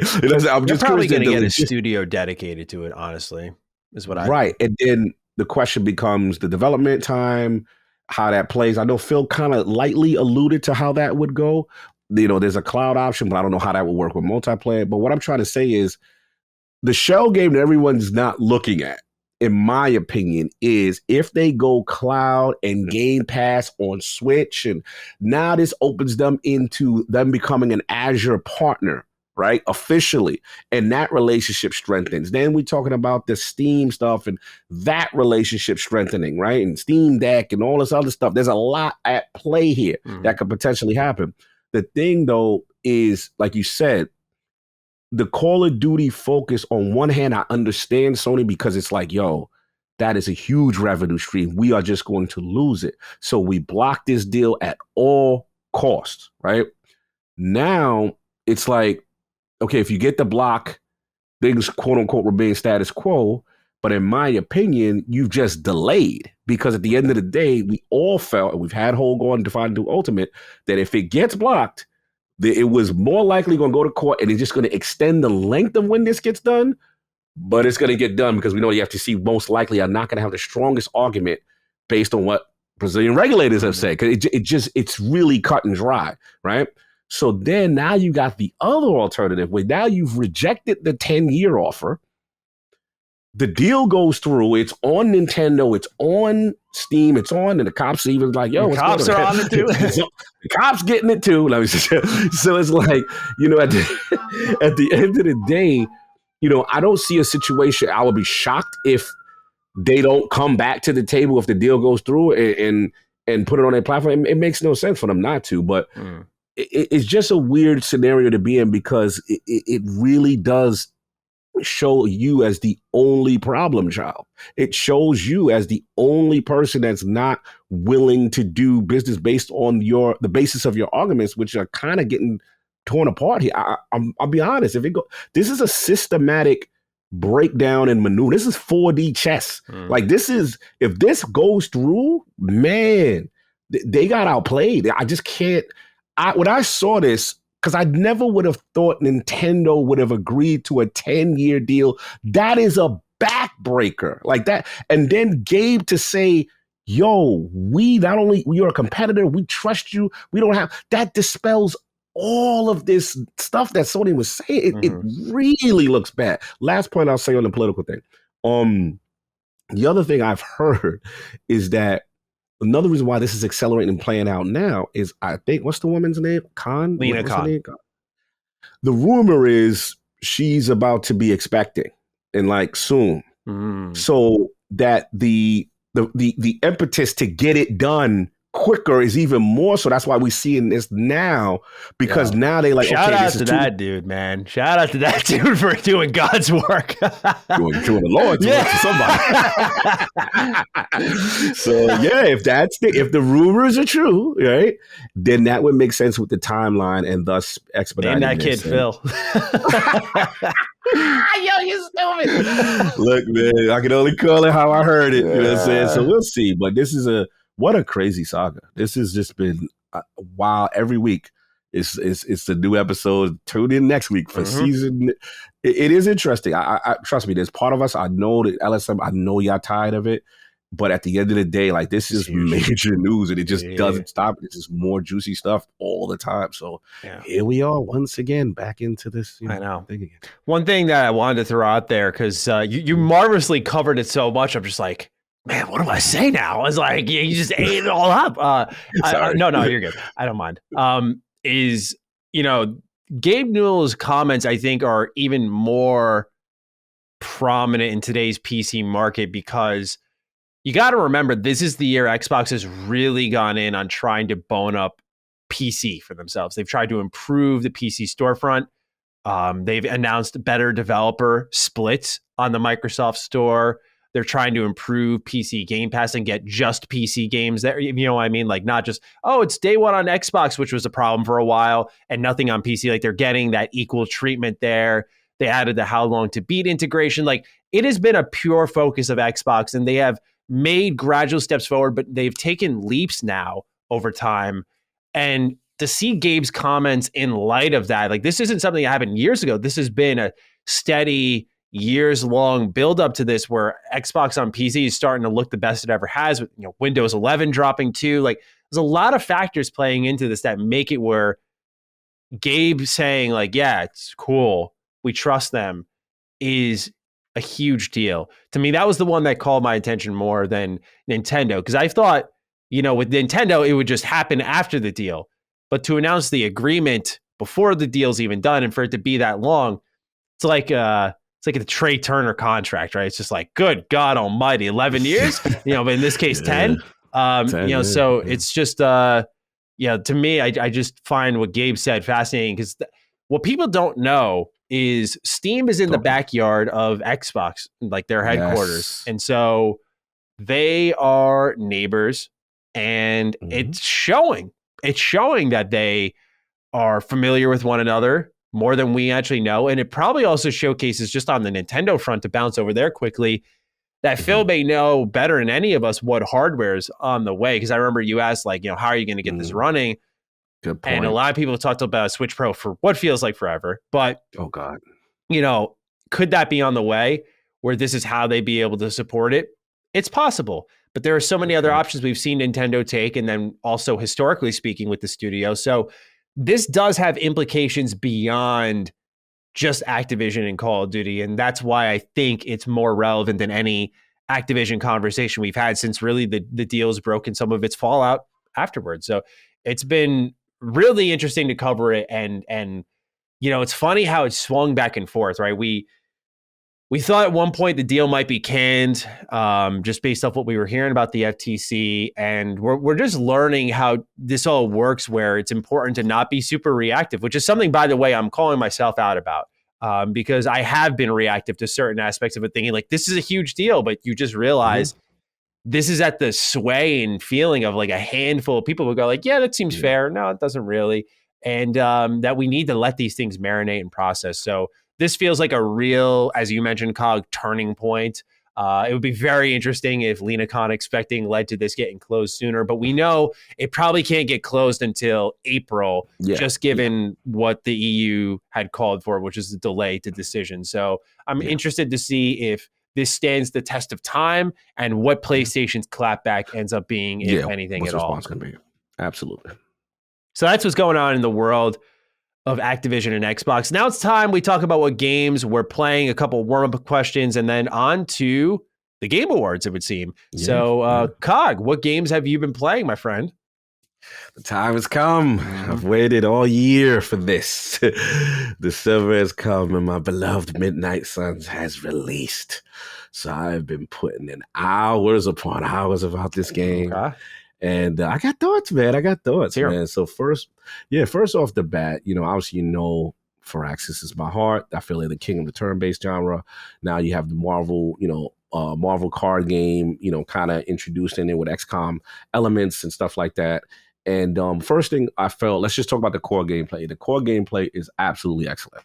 You know, when it comes to the battlefield, the way this card system, I was skeptical at first. How they going to use it? You get certain amount of cards per character. Each character has like a set deck of powers, heroics, attack, skill-based, things of that nature. And then there's a cost involved. So you do things, you build up your heroism for the team. Certain more powerful moves can be used, demand like certain more powerful cards demand a higher heroism rank. Right. Okay. So what I learned is the flow of the game, kind of doing your smaller attacks first. You get Spidey, you're doing your web swings, you're hitting them. And let's get this for the record. The thing that they've nailed is the feel of these characters. Spider-Man feels nimble, quick. He can take 2 or 3 members out at a time. You know, I ain't gonna front. I put a clip up. I don't like Captain Marvel in anything. I don't like her movie. I don't like her as a character. This game got me loving Captain Marvel. It is the essence of Captain Marvel. Like literally, she has a card. Her first hit, like a knee. She hits the enemy, knocks them back into debris. There's a lot of environmental usage in this game. Oh, cool. That's the other thing. Ton of it. So there's like things on the ground you can pick up. You can utilize that as a move and hit people. The thing about her is then she gets like this armor and she armors up. So she's your classic tank, but then as she levels, she has this card and she can go binary, and then she gets into this state. Now, the other thing about the battlefield that I like is the enemies, per turn, you see who their focus is going to be. There's no XCOM hit 98% miss. No. They going to hit you and you going to hit them, right? So the key is that you have to strategize on focus. They'll be like, okay, these 3 are going to hit Iron Man. Those 2 are going to hit. That's where their focus are. So sometimes you have to prioritize based on the health and the stuff of the characters. Then they have the classic XCOM tropes, you know. The helicopter's about to escape, the hostages you got to save, where there's urgency that prevents you from doing the main thing. The gameplay is excellent. The graphics in the game, I'm like, yo, this looks great. Like, I'm feeling it. I was like, all right, now let's get to the other part of my next son that I got to be real about. The Abbey. 60% of this game, you in this Abbey. Okay. Abbey is this church where the Midnight Suns, and it's the spiritual aspect and whatever, right? The story is typical Saturday morning cartoon fare. There's not anything deep narrative. Now, this is the part where Firaxis, I got to bring you to the front of the congregation. Your in-game engine, great. What is going on? Is Abbey looking like PS3 Dragon Age Inquisition with the nasty animation and the thing and then the faces with the 360 PS3 mustache and I'm like, why do you look bad here but great in the game? Like, I don't get it. Like, interesting, bro. It's like it's 2 development teams. I'm like, who did this part? like this. Then, all right. Let me get the other bad out the way. Is that some people ain't gonna like this. I find it hilarious. Maddie, this game is straight up Tinder. Oh. Bro, it is straight up. Like everyone, you know, a friendship thing, and then, you know, let's go meet with Blade by the pool. Let's play video games with Captain Marvel. And then you build up this friendship rank. Now the synergies you could do is cool and once you build them up. But it's literally part of the game. Like, it is a core mechanic. It's not the only thing you can do. But I'm like, damn, they really with this relationship. And then it's like it's skill check. It's like, well, she didn't like what you said. Like, I found out that Blade had a crush on Captain Marvel. And I was like, oh, bro, why don't you just tell her? No, bro, we're not going to bring this up no more. Don't be telling her -1 friendship. I'm like, yo, what is going on? Yeah. So there's that. I love that, though. That sounds awesome. I'm gonna be honest, I love it too, but I know this is gonna rub some people the wrong way. I just gotta be honest. Because remember, I want this game to be global. I want everyone to love this game. So what's gonna happen is some people gonna be like, yo, what's this Tinder? And why the graphics? And then they're gonna be like, I'm out. You sure? And they're not gonna give it a chance. Now, this is where the game sells itself. Reason why Firaxis is the turn-based champ. Reason why no one beats them. Not only is their core gameplay the best turn-based in the business. I love you, my man from Phoenix Point, Julian. You're a GOAT, but right now you ain't messing with the kid. Solomon, when Solomon's outside, there's enough. You're not messing. Let me tell you why. the strategy. I was like, XCOM has the greatest strategy layer, base building, secondary part of the game, right? I'm like, there's no way they're going to have that in a Marvel game. Like, what you going to do? Bro, this joint got an amazing strategy layer. Researching, building out the base, and training. It's all synergized. They do it in a very creative way, using other characters. Make sure you use Spider-Man a couple of times for this, build up his. Use these. They force you to play the other character, and then, but not force. That's the wrong word. They encourage. And if you do it, you get these crazy unlocks, that helps towards the end game. And that's when the XCOM layer really, bro, I am thoroughly addicted. So look, this is clearly a game for me. Nice. I am clearly going to be on the high end scale. However, yes, there are some flaws that's keeping it from the perfection that is XCOM. But I'm telling y'all right now, this is my joint right here. I love this game. I still love, with its flaws, I still love it. And I highly say for people to get it. So Midnight Suns, it's got me, bro. It's got me all the way. So, and any questions, y'all just let me know. It's way more. So I'm just trying to condense as much as I can. Yeah, no. Last thing is obviously Destiny's back. New season of the Seraph. Really fun. Taking it back to the Warmind. A lot of computerized Rasputin stuff. Great story stuff. There are a lot of complaints with Destiny's story people are very upset with Destiny right now. The player count's low. This, I feel, is a great start, and the public activity is really fun so far. But I'm in the honeymoon phase. Give me about a week or two, then we'll see. But that's pretty much it. Predominantly Midnight Suns. What you been playing? I wanted to get to Midnight Suns, but I've been a little occupied with some other games, it would seem. So we'll talk about the other game that launched the same day as Midnight Suns, Callisto Protocol. So it's funny. Our last episode, we did talk about the Callisto Protocol and the reviews and how I said I don't think it's necessarily indicative that it would be a bad game of any kind just because they were holding reviews a little bit longer. And I still do believe that that's the case for most games. Like, I just feel we're past that as an industry. And I remember like Doom Eternal held their reviews for an extremely long time. And that game people were worried about, and it got 9s and 10s across the board. So every game's different, right? As I said, but Callisto Protocol, it does seem there may have been some reason to fear.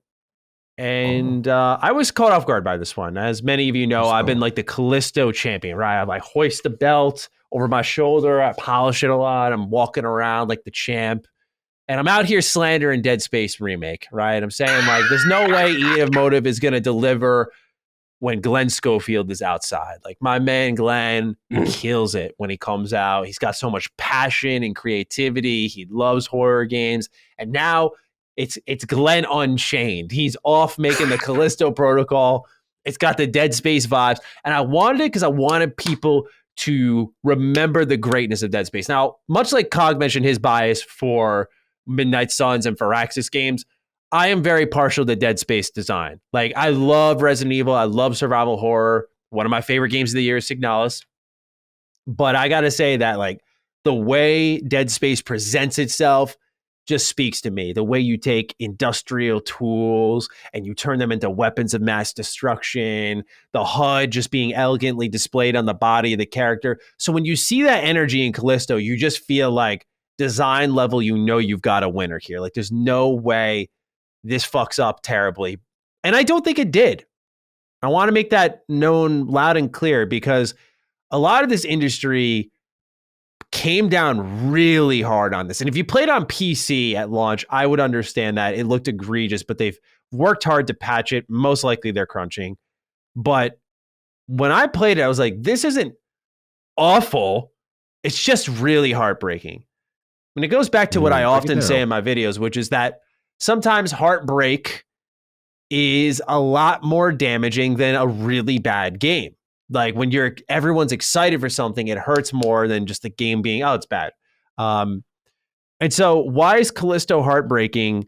It's funny because I saw Chris Ragon was enjoying it. So I'm sure if you're listening to Sacred versus this, you may enjoy the difference in opinions. I don't know what he thinks about it, but for me, it's the focus on action. This is not a survival horror game at all. You're constantly stocked up. And at a certain point, you kind of just have to accept what the game is, right? And be like, okay, this isn't the Dead Space-like survival horror game that I was looking for. But what you slowly realize is a lot of design elements from Dead Space 3 have made their way into the Callisto Protocol. And if you know anything about me, I do not like Dead Space 3 at all. At all. Dead Space 1 and 2, goated. Straight up some of the most raw video games you can play ever. But Dead Space 3 is a fall from glory, quite like 76 in my opinion. Like you just had the mountaintop and then you had the crevice and you were just all the way down to the bottom now. So these things they borrow are things such as, again, the focus on action, thinking that's what the player wants when it's not. Other things like the invisible loading screens that every AAA game is guilty of, but a consistent level of them. Like Dead Space 3 has these rotating door frames that you'll see constantly throughout the game so it can load in the next level and manage to be a co-op game at the same time. Callisto Protocol has a lot of these shimmy moments, a lot of these elevator moments, these crawling through the vents moments. It borrows a lot of technical leaps from 10 years ago and implements them here. So there's no consistency. It's literally stop and go traffic. It's like you're completely at a standstill and then you're sprinting. And the game never gets a flow, in my opinion. But more than anything, what's disappointing is it kind of plays like a beat 'em up. And I don't want to take that term for myself because I didn't describe it that way in my review. I watch reviews after I post my own personal ones, so my thoughts aren't influenced. But the Sphere Hunter said that, and I thought it was beautifully put, is that this game is like a beat 'em up, very much based around melee, which I don't get when you're trying to make, which is what is marketed as a survival horror game. Why would you give the player an unlimited beat stick as their primary way of doing damage? And that's what they do. So there is a rhythm to it that you can get down as you're slamming enemies. The camera twitches. The sound is visceral. They fucking killed it on the sound at some points, man. Other points, they missed the mark woefully. But like when it's melee time and you are beating the life out of something and the way the camera works, you really feel it. But the problem with the focus on melee is you got, because of the technical concessions, very tiny environments, and then the encounter design fails you. So this game is built for the one-on-one, one-on-two, and maybe if the area is big enough, one-on-three. Yeah, that's what Soft told me. Yeah. But what they do is they'll send like 5-6 your way, and you will just get your ass beat. And I never thought that the get-gooders would come out for Callisto Protocol, but my oh my have they. I remember, and you're right, my tweets do get people feeling some type of way. I feel like I just got that energy. But I said that the Callisto Protocol is one of the worst dodge systems in a video game. People were in agreement, but some were sending gameplay clips. Just hold your analog stick to the left, bro. It's easy. And then to the right, bro. It's easy. First off, fuck yourself. Second off, I just got to make it very clear here that yes, when you're in one-on-one, that's exactly what I'm talking about. When you are bobbing and weaving in a one-on-one, it feels natural, like the game was built for it. But then they got overzealous and did not do proper testing with their encounter design. And this dodge system that is mapped to your left analog stick that you can only go left, right. When enemies are attacking you, and it fails. It fails. If it was mapped to a button, this would be fine. You could get out of the way whenever you want, but you can't dodge whenever you want. You can only dodge when you're attacked. And when you are attacked by 5 enemies at once and 3 of them are swinging at the same time, you don't just dodge all 3. The way the system is structured, it's one-on-one. So you get out of the way of the first enemy, but those 2 attacks are still coming through and they're going to hit you. And some enemies use projectiles at the same time. It's frustrating in the bad way. Look, I love a tough game. I'm all for that, especially in survival horror. Like I love the idea of toughness, and typically that toughness comes in resource management. This game's design intent was like, we're going to go more action, so that's just mismarketed. Let's see what it's doing here.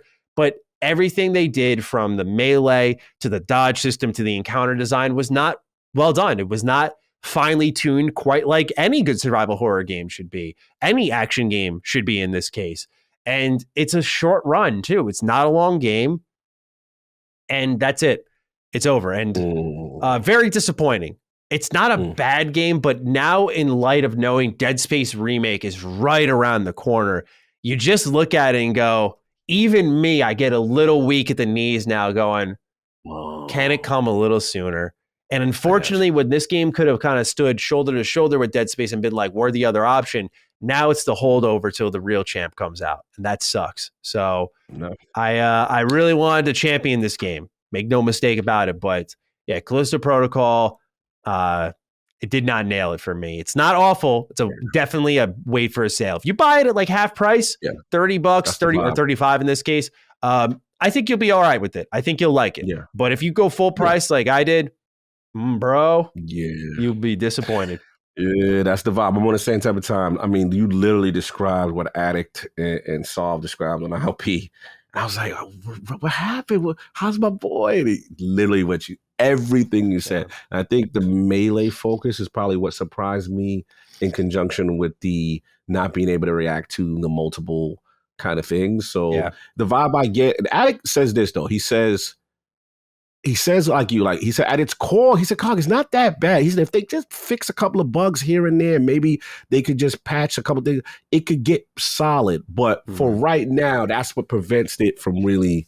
Yeah, there were a lot of bugs and technical issues, like I highlighted with the invisible loading screens just being very prevalent. But you know, that type of redesigning encounters, you don't see that type of stuff patched out, and you just are guaranteed frustration with this game. And you can be great at it. Like, once you get a hang of the telekinesis and the gunplay and the combos that you can do with your guns and your melee, like I was doing all that. It's just the encounter design is not good. You typically don't have enough space when the enemies are aplenty. So I get what they were going for here. It just wasn't tested enough. That's all. As someone doing that right now, you know when something's tested and when something's not.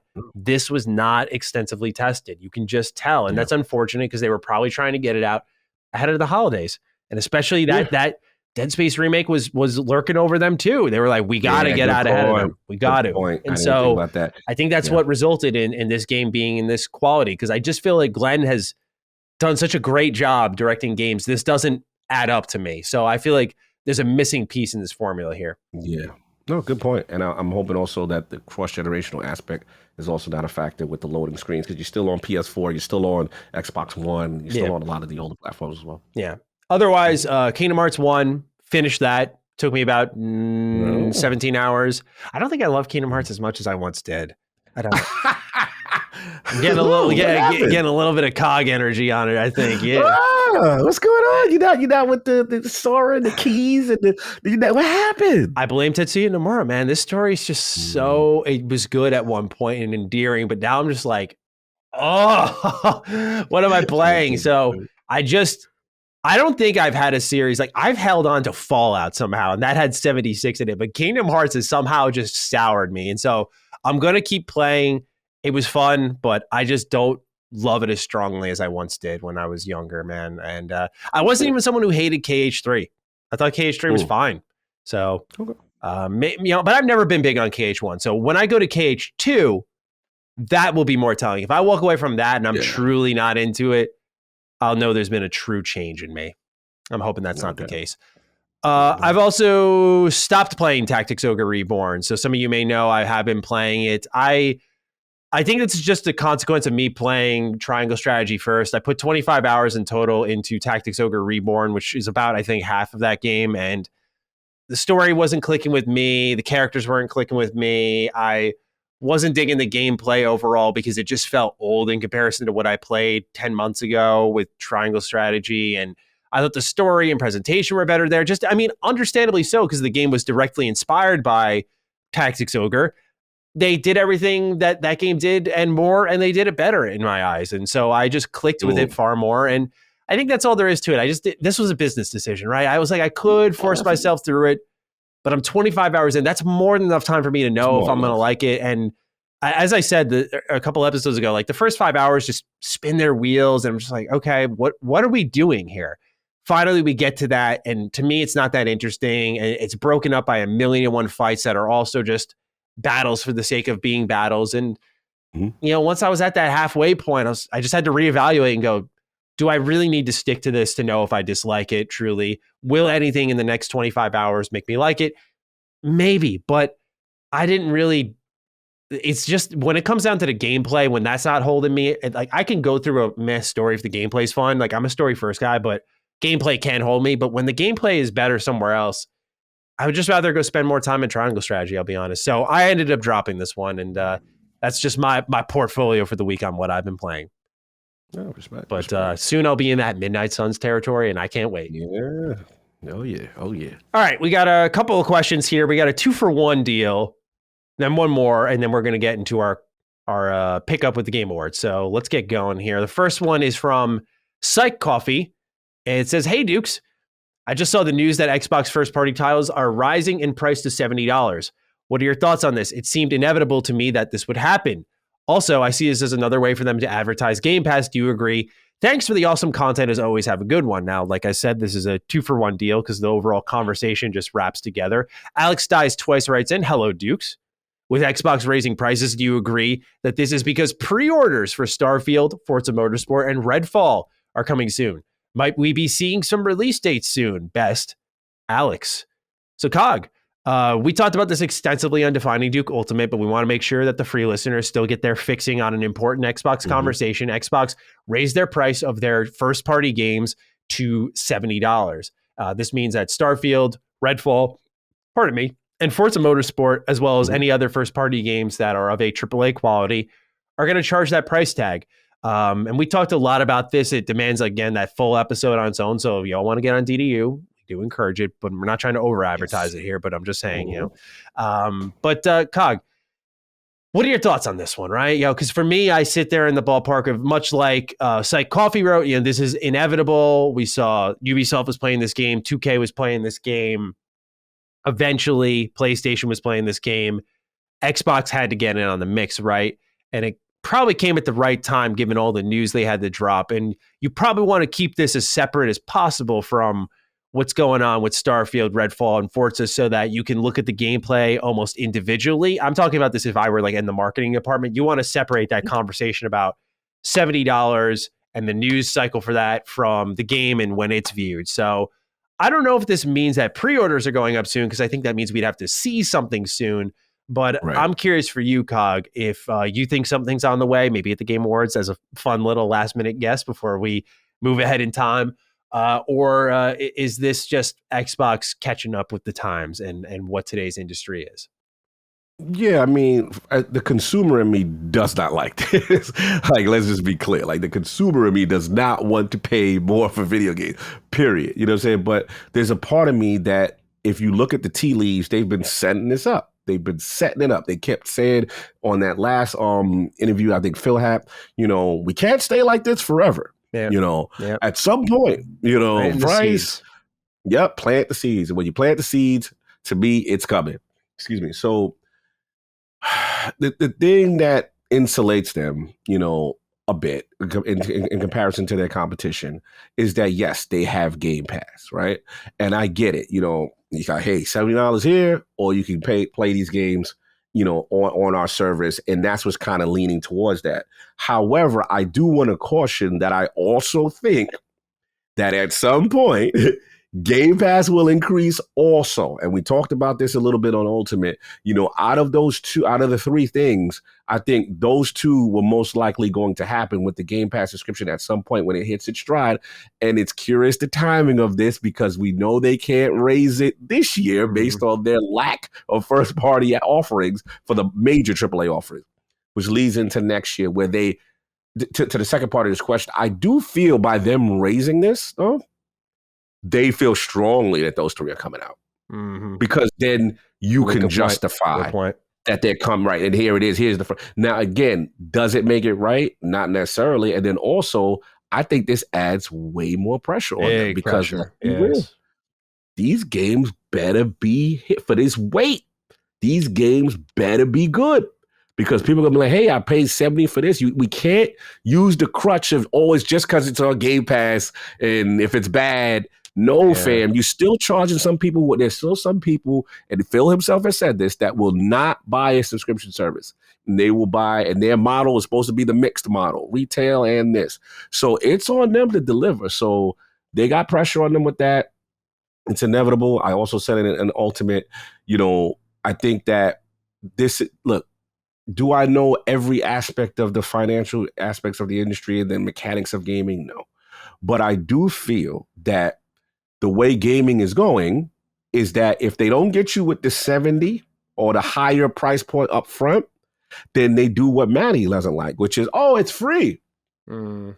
But you're going to pay for the level, you're going to pay for this, you're going to pay you're going to pay for the character, you're going to pay for this, you're going to pay. And the next thing you know, you're like, what's actually free, right? Yeah. So that's the way this industry is going. But again, just to reemphasize, it's on them with the quality of these games. Like, these games have to be hitting for you to get into a cadence where you feel comfortable to do that. And the scale, you know, we talked about the pentaments and the groundeds, and, you know, not everything better be 70. Yeah. You know what I'm saying? So that's all I got. But yeah, catch Ultimate. I hate the plug, but Ultimate is fire on this. Yeah, it just feels especially relevant in a week where we're actually pretty tight, because I don't like to overbloat our show, and we don't know how long our Game Awards section goes for. So it's just one of those weeks where we will plug a little bit more this time. But yeah. I'll just throw out there in addition that, you know, $70 brings your games under a bigger microscope than ever. And I did say this in DDU, but I think it's really important that we talk about that as well, because look no further than what I just talked about with the Callisto Protocol. A big thing surrounding that game was the fact that it was $70. And that's why when people see it got like a 7 out of 10, people are like, only a 7? I'm like, bro, 7's not bad. Like, you know, it's not something you just beat your chest over, but 7 is not a bad game. But people, when they're being charged 70, the expectations are rising to heights that these platform holders got to meet. They got to. And certainly this has to be considered when there's a conversation to be had on frame rate. Starfield. Todd Howard has openly said he'll sacrifice speed as well as fidelity to achieve creative freedom, player freedom. He said his games are always at 30 FPS and kind of shrugged his shoulders at it. We just saw a Plague Tale Requiem drop at 30, or I think 40 on Xbox Series X. And then we saw Gotham Knights, for arguably different reasons, drop at 30. We're entering an uncertain era, and Xbox needs to be careful here, because they're going to start asking for more. And even if Starfield is this broad, incredible experience, watch a trailer drop. So I'm talking about this now, and we're going to be losing our minds in like 10 minutes. But it's this broad, incredible experience. If it's running at 30, that is egg on the face. And when it's $70, people are expecting those options to be there. We need our performance mode. This is inexcusable. And I just think they now need to understand that the goodwill they have built up can be eradicated quickly. And they should be wise to, when they're starting to charge now, make sure all their ducks are in a row. And they have to quickly, right? Because you put it perfectly, is, well, I don't know if we'll see anything at the Game Awards. It does indicate that they're firming up, like, yeah, this first half we will deliver at least some of these games. And yeah, man, I just it'll be interesting to see how it all plays out, and to redefine what a true first party Xbox exclusive looks like in a new regime. You know, we did get a feel of it with like Halo, and, you know, you got a taste of what it could be with Psychonauts 2 and a talented team.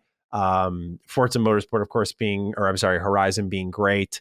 But this is going to be like the real start of the generation for them. I hate to say it. And it's going to be very much under a microscope. So I think that's why they dropped this news, isolated it, had the big blowout afterwards, and we'll see what comes after that. But those prices are up, and many people are down. Yeah, absolutely. Great pause on that. Shout out to the thumbnail and the title. Yes. Go get that Ultimate. The Ultimate is it, man. We talked a bit about review scores, so I wanted to talk with the Snack Squatch, who writes, "Hey guys, what's up? With everyone throwing fits over review scores, the Callisto Protocol has been getting about an average of a 7 across the board. Personally think it's awesome, but when did 7s mean a game is bad? Why do people fixate so much on a number versus content the review is providing? It seems as if a game isn't a 10 out of 10 masterpiece, then it's automatically shit. There's been many games the last handful of years that have gotten a 7 review score that I have enjoyed immensely. Thanks for all you do." I think there's an argument to be made at times that like a 7 that fits your taste is sometimes better than like a 9 or 10 across for a lot of gamers. And I think now's a great time to talk about that, because a lot of people love Callisto Protocol, and I get why. Like, you know, it's high action, it's fast paced, and even though I find the encounter design infuriating, some people love that challenge, love overcoming it. So different blokes, different strokes, but there is a problem in the review scene where review scores are starting to muddy the conversation more than ever before. That's because social media is more prevalent than ever before. Everyone has a voice. Anyone can say anything at any time and circulate that information quick. And when you have expectations versus lack of context, the expectations will always win. So if you're expecting with Callisto 8.5 or 9 at minimum, and you see 7, immediately those expectations are going to take over without any context on why GameSpot gave it this or IGN gave it that. And that's why, not to toot my own horn, but it's why I always push reviewers and say I will never do numbered scores. I just do not see the point in them anymore, especially when we're trying to mature as an industry. There is a usage to number scores, but let's be honest, it's just so people can get featured in these roundups. I hate to name names, but like Kind of Funny pretty much admitted it themselves without really saying it when they said, yeah, we're adding numbered review scores. They're like, it helps us get in the roundups more. It's like, there's more of a marketing reason for people than actually giving context and information to the consumer. And as someone who's passionate about that shit, it's infuriating. Not that Kind of Funny is the only people doing it. Plenty of others are doing it. But this is what's happening now. The same people giving out 7s are asking, why are 7s destructive to so many people? It's because of the numbered review score process. It's old, it's ancient, it's archaic, and it's time to let it go. As far as I'm concerned, I think it's time to evolve that system. At least for in the coming years, I think we should. But I'm curious to see your thoughts, Cog. It's a tough one, man. And I'm in a tough spot because clearly I run a site and I got to be honest, right?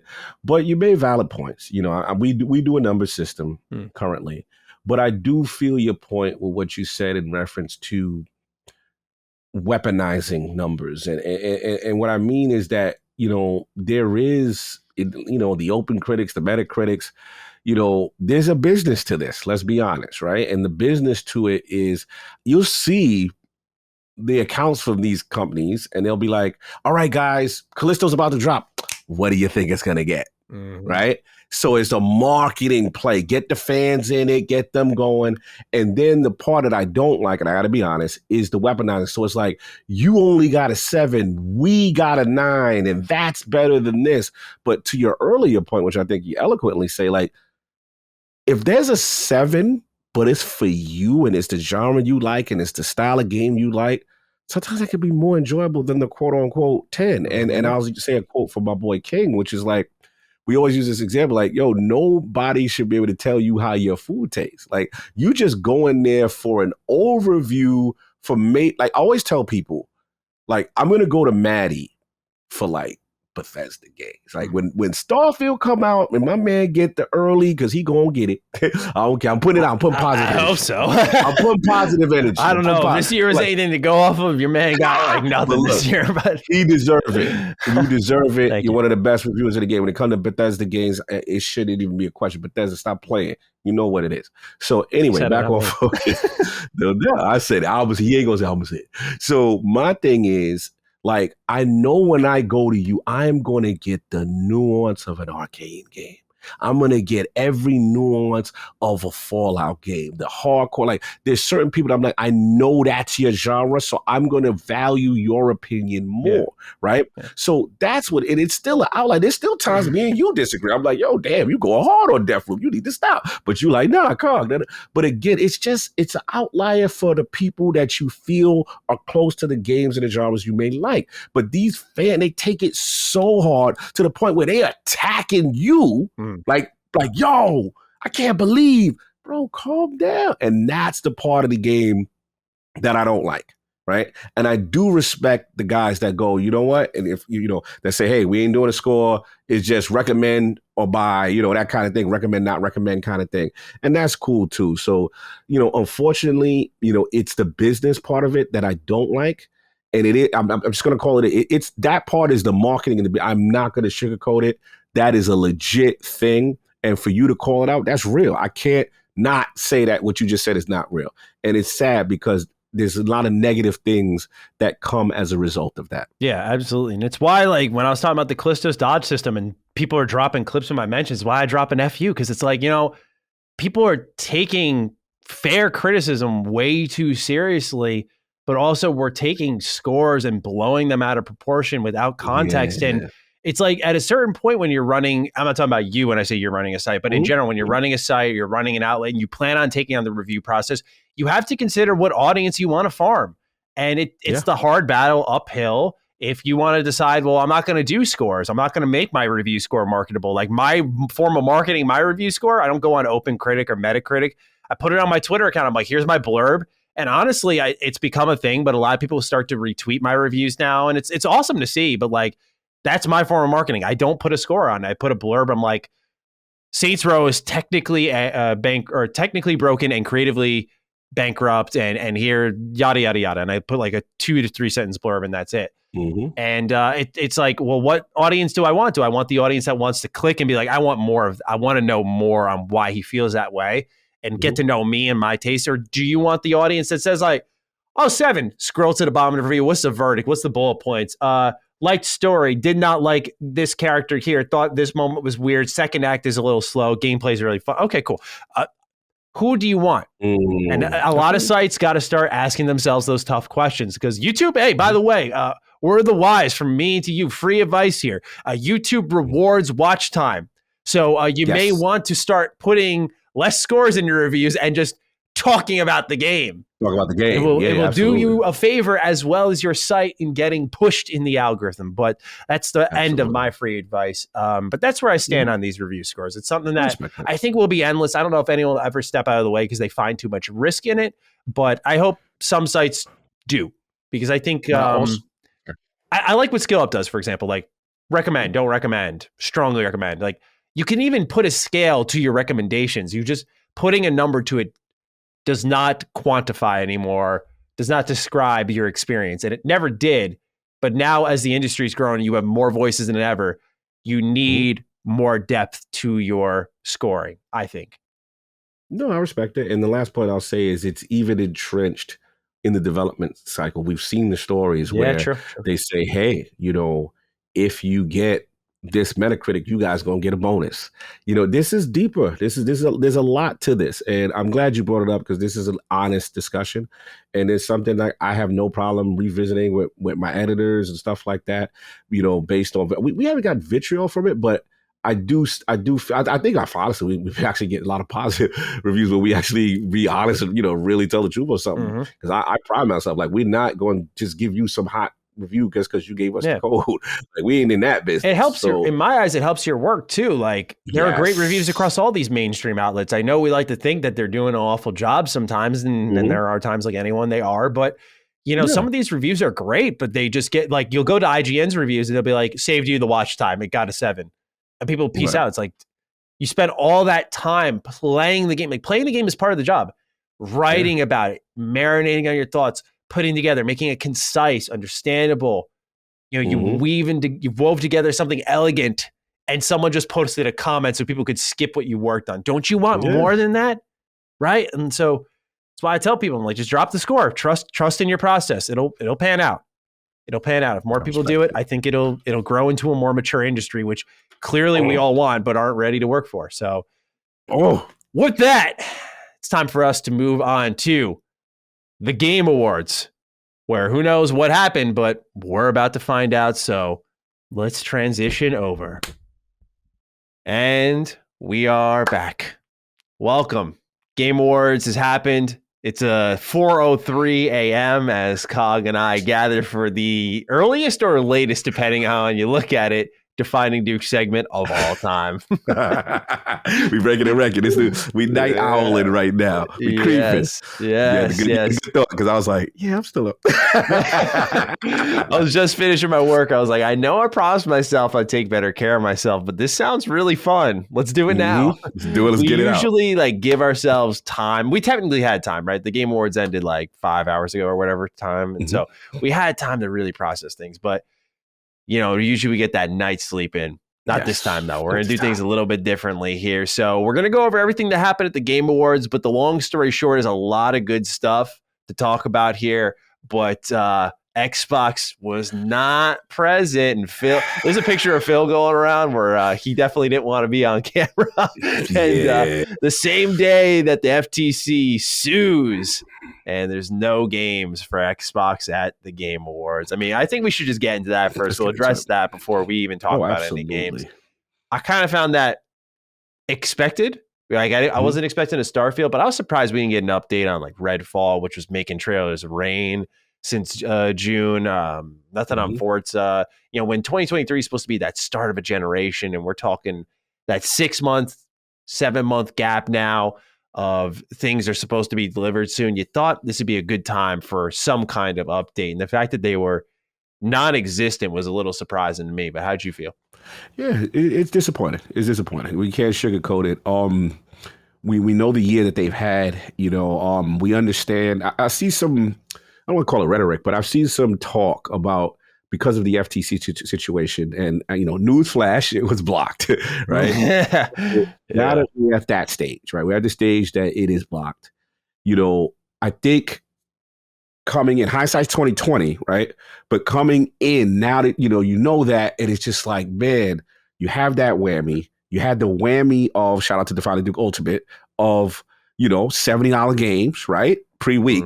So one would figure you throw the bad news out, then you soften the blow. So in my mind, maybe they're thinking they win the FTC, they come in with momentum because they felt good.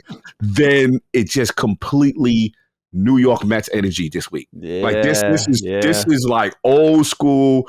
Those damn Mets. Like here we just signed Rick Porcello, Michael Wacha, and we're pretending it's a good thing. Yeah, that's where we at. We out here with Verlander, like we throwing it back to the 90s. Like the energy. I feel for the Xbox community, and we're gonna get into it. Is because I don't want to get hyperbolic, but the reality is you have these series events. Then you're there at the Game Awards where you got, you've been sued. They put the camera on. You look like he wasn't really ready for that, right? And then there's no presence. And the reason why it really stings is because Xbox fans just went through this whole 2022, right? With the major first-party releases not being there. And this is why I talk about, when we talked about the E3, I didn't like these are the next things you're going to get for the next 12 months. And that's it. Because you cut off the hope. You cut off the excitement. Right now, the base is low again. They're beaten down again. We're struggling out here. They're struggling. So it's like everyone's being showcased except you. Everyone's has something new, a new toy, a new thing, except you. So again, you feel deprived. You feel like my chat was brutal. My chat, really? Bro, ILP chat, bro, they were not having it. They felt completely let down. They felt like, Xbox didn't even care for me to be there. Yeah. And look, last thing I'll say, I get the mentality if something is not ready, right? But here's this is why I think this was a miscalculation. If you're going to say the next 12 months include Starfield, Forza, Redfall, right? Yeah. And you're not going to show it here at the biggest stage. The reality is you have not even announced that maybe you'll do a show in between. So the assumption is you're just going to stealth drop. You're not going to know Mark. You're going to, you know what I mean? Like there's no hope of, okay, well, this Inside Xbox, this XO, there's nothing. So everyone rightfully had some expectation for it. And I think that's why it fell flat. It was a bad look. I can't sugarcoat it. And then we're gonna get Game Pass infomercials and TVs and it was a really, really weird push for them here, or lack thereof, I suppose. When I look at how much we got of Redfall, that's what kind of rolls around my head during this time is, I can't trust that Xbox really had a game plan here just because they've shown me consistently how bad they are at marketing their stuff. We talked about Pentiment, zero social media movement on that game. And I get it's more niche, but you still try to push it. It's still a Xbox product. Redfall being another one where we talk about certain games that need to break out. Like Halo is a known Xbox IP. There's only so much breakout potential there. But when you have new IP like Redfall that are exclusive to your platform, and you maybe have a trailer cooking away, which I think was called like Into the Night, that they dropped around, it was, I think, Halloween. And so that was a great trailer, by the way. That is something that I don't know how you don't have the wherewithal, the foresight to say, let's stash this. We are 1 month away from a much bigger stage with breakout potential to put more eyes on Redfall. And where it gets a little more interesting here is Aaron Greenberg tweeted, "We have a lot planned to show and share about an incredibly exciting year ahead for 2023. We appreciate folks are eager to learn and see more. Timing is always key, but don't worry, you will not have to wait too long for what's next from us." So the way he is setting it up, he's teeing it up, is they will have something ahead of, say, a June showcase, like we'd assume they typically have.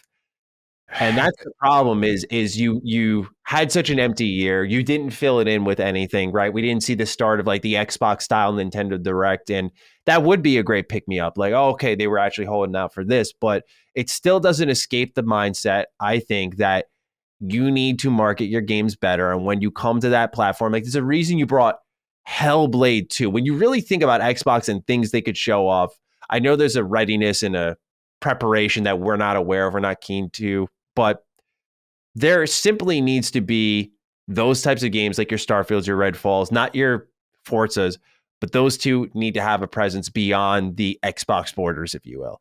And I feel like this was that missed opportunity because that the reason this one means more than previous ones, quite frankly, it's not just us stomping our feet and saying, hey, we want Xbox. We just want more content to talk about. That'd be great. It's really just, I personally think it's a matter of Xbox had to tee up a new generation here. Yeah. And this was the perfect tee box for them. Yeah. And they didn't do it. And I could continue, but please go on. Yeah, no, I mean, look, we got to be real about the situation. You know, this is why the base is frustrated. This is why people say they have trepidation with if Xbox is going to turn things around from the first party games perspective when you don't correctly market the things that you do well. Like, for example, I want to be positive for a minute because there was one moment where COG actually got emotional for them. And that was, you know, As Dusk Falls, right? Yes, As Dusk Falls wins. You know, Carolyn, my show, and the team come out. I'm about to we do our segment called Crown Your Lord, where we bet what we think's gonna win. Nobody's picking As Dusk Falls. Everybody's got the pop again. I'm going with my heart. I don't care what nobody say. That's the best impact game in this category. Right? Yeah. They win. They come out. It's a moment. You know, the thing I'm talking about is these other games that they have that they did release from the, you know, smaller space or just promote, like you said, Redfall, right? You know, maybe you hold off the Redfall little extra trailer that you just randomly threw out, and maybe you could have, you know what I'm saying? You could have pinned that and gave that a nice little segment here. But it's basically, it's like you're going to an all-star game and you have no player representation. No one from your team is there. That's a great way of putting it. No one. You're there at the biggest celebration. Everybody's team is there. They're getting allocated. Home run derbies going down. Everybody's probably you there with the Mets jersey. There's no representation. Not one guy. No one's throwing the pitch to, like, come on, bro. The Will Pond treatment.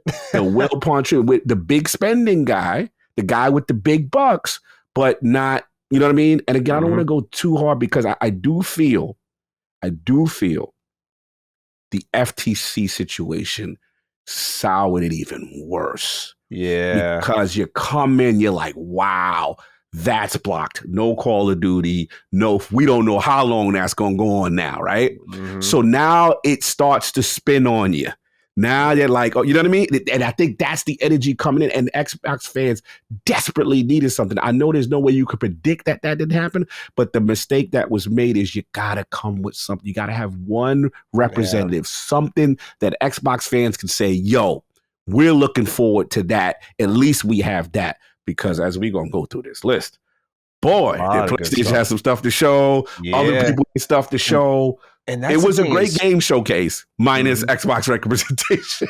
Absolutely, yeah. And PlayStation showed out. And the funny part is people were trying to spin this propaganda that PlayStation wouldn't show anything because of regulators. And I'm like, I don't buy into this shit that like we got to suddenly pretend neither side has exclusives. Like that, I don't think it's going to influence anything that severely. Like it was already trending in the direction of Xbox was going to be legally challenged on this. And so some of the FTC's moves don't come as a major surprise, but Anyway, I mean, I'm in agreement with you. It was an excellent show otherwise. But Xbox's lack of presence there needed to be addressed because, if it was any other year, if we're talking like a 2019 or whatever, I think that's a little more excusable. Like, it was very shocking that they showed up with the Series X there, for example. Right. But when it comes to the kickoff of like, we know something's coming in the next half a year, it just feels teed up for a little something, right? Even Forza, you'll get an eye roll from me, of course, but even that just felt like not even that could show up. That's a good point. Very, very, very strange and arguably concerning. That's the thing that I just wanted to get into as kind of a closing point is I floated this idea about a month ago in a video. Okay. Some people were willing to hear it. Some people were not. I floated the idea that specifically Starfield, and I've said that on this show before, but one of those three, I would not be surprised if it got delayed. Because we've seen on one front Bethesda do something crazy like, hey, Ghostwire Tokyo, they did it at the top of this year. It's coming out next month. See you there. And I'm like, Ghostwire? Don't you got to market this thing?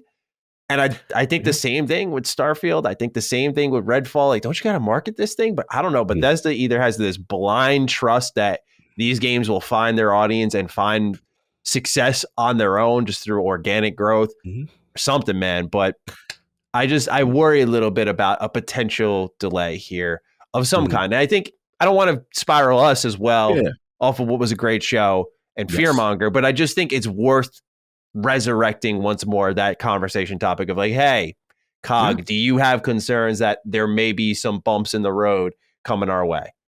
These are the conversations that come right back up again, right? And rightfully so. This is what when people have trepidation and they have speculation where they don't trust Xbox game studios, they don't trust the development, they don't trust the marketing. These are the examples they point to. And realistically, can we dispute that, right? Can we say, yo, there's no problem? There are some signs that would lead you to say, okay, I still have to look at you with the side eye until you execute. And that's why I've always been consistent is that these games got to be good. For all this waiting, for all this, oh, guys, we got something coming. Don't you worry. And I think I even told Colin, it's that wait till next year energy. Like, say like no one wants to hear it. That's the problem. You can't, it's reading the room, right? And again, I don't want to act like I know everything because I don't. There could be some factors that I'm not seeing internally. I hope they explain as to why, because I would love to ask these questions. Like, what was your mentality, right? Explain to me what your mentality, one of the biggest shows of the year, which you yourself has valued over your own show. You've put Hellblade 2 there. You put the Series X there. You've put big statement things on Jeff Keighley's stage. But this year, on your lowest output year, you decide it's a great idea not to have any representation. Please help me understand that because that's where the base is. And the base is tired. And now what happens now next year? So much pressure on these games now, right? Because you wait. If any of these games have any issues, people going to be like, this is what you wait. You see what I'm saying? Like, no, they're not doing themselves any favor. Yeah, they're not. Yeah, right. We talked about earlier in the show. Technically for us like 24 hours ago, but the pressure of the price point, the pressure of the FTC.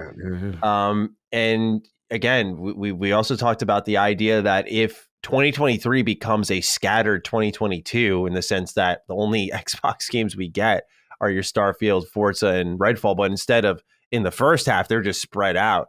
That's to me still an L. And I think it's just, you gotta, there was an optical win in that deal with Call of Duty, with Nintendo and Steam.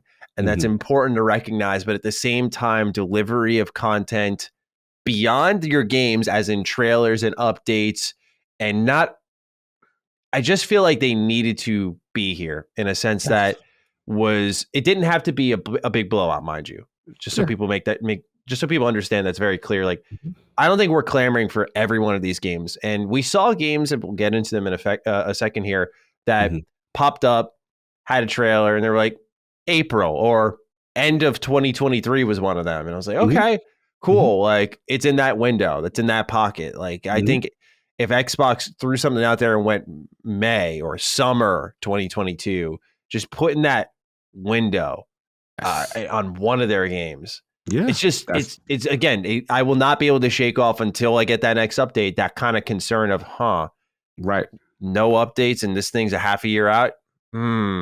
Last point, and that's why I said I didn't like the approach. This is why I was one of the people that was against this is what you get in 12 months and that's it approach, because it stops the wonder. It stops the hope. People want to be excited for the future of Xbox, and not having that. Yeah, definitely. And then marketing budgets drop off in January, right? Because the holidays are over. So what are you going to start pumping it up at February? It doesn't add up. It doesn't add up. And if they, based on what Greenberg said, if they have like their own Nintendo Direct style thing on the way, then that'll be sick. But for a lot of people, they weren't fazed by this. It was par for the course. Xbox was not existent in 2022 outside of Game Pass. So it makes sense. The only thing we see is a Game Pass ad, and that was really it. Yeah. But we wanted to make sure we address that first and foremost. Cog, I think it's time to talk about all that was there. And it was a lot, and it was good. So we'll bang through the pre-show pretty quickly. I'm going to say them all in a bunch here, just because, obviously it's pretty apparent that these are the smaller announcements and the rest are the more significant ones. So we got during the pre-show, Dead Cells Return to Castlevania coming 2023. Vampire Survivors and Valiant Hearts are coming to mobile. Valiant Hearts coming home specifically is what it's called. Yeah. Returnal is going to PC.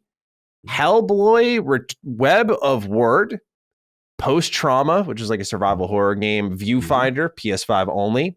Got a new Atomic Heart trailer that's coming out February 21st, day one Game Pass. Scars Above is coming out February 28th. We've got a new look at that. Relic Hunter's Legend was shown off. After Us was shown off, coming out spring 2023. Replace got a sick new trailer, 2023. I liked it. No release window outside of that, though. And Street Fighter 6 got a release date of June 2nd, 2023. And that one looks so good. Cog, any standouts here for you with the pre-show? Yeah, I mean, it was obviously the Replace, the Street Fighter. Let me see. It was cool to see Valiant Hearts for some reason. I don't know why I was like, I remember you. You know what I'm saying? It was like kind of thing on that. Those are probably the ones for me. Obviously, the Street Fighter 6 was, the fighting game. See, I saw a DJ return. I'm like, I know these faces and stuff like that. Very colorful, very different kind of vibe, I will say. But it still looked good. You know what I mean? Kind of thing. And it looked like it's going to be a thing. As fighting games are coming back, we're going to get into some more later. But, my man Lars was outside.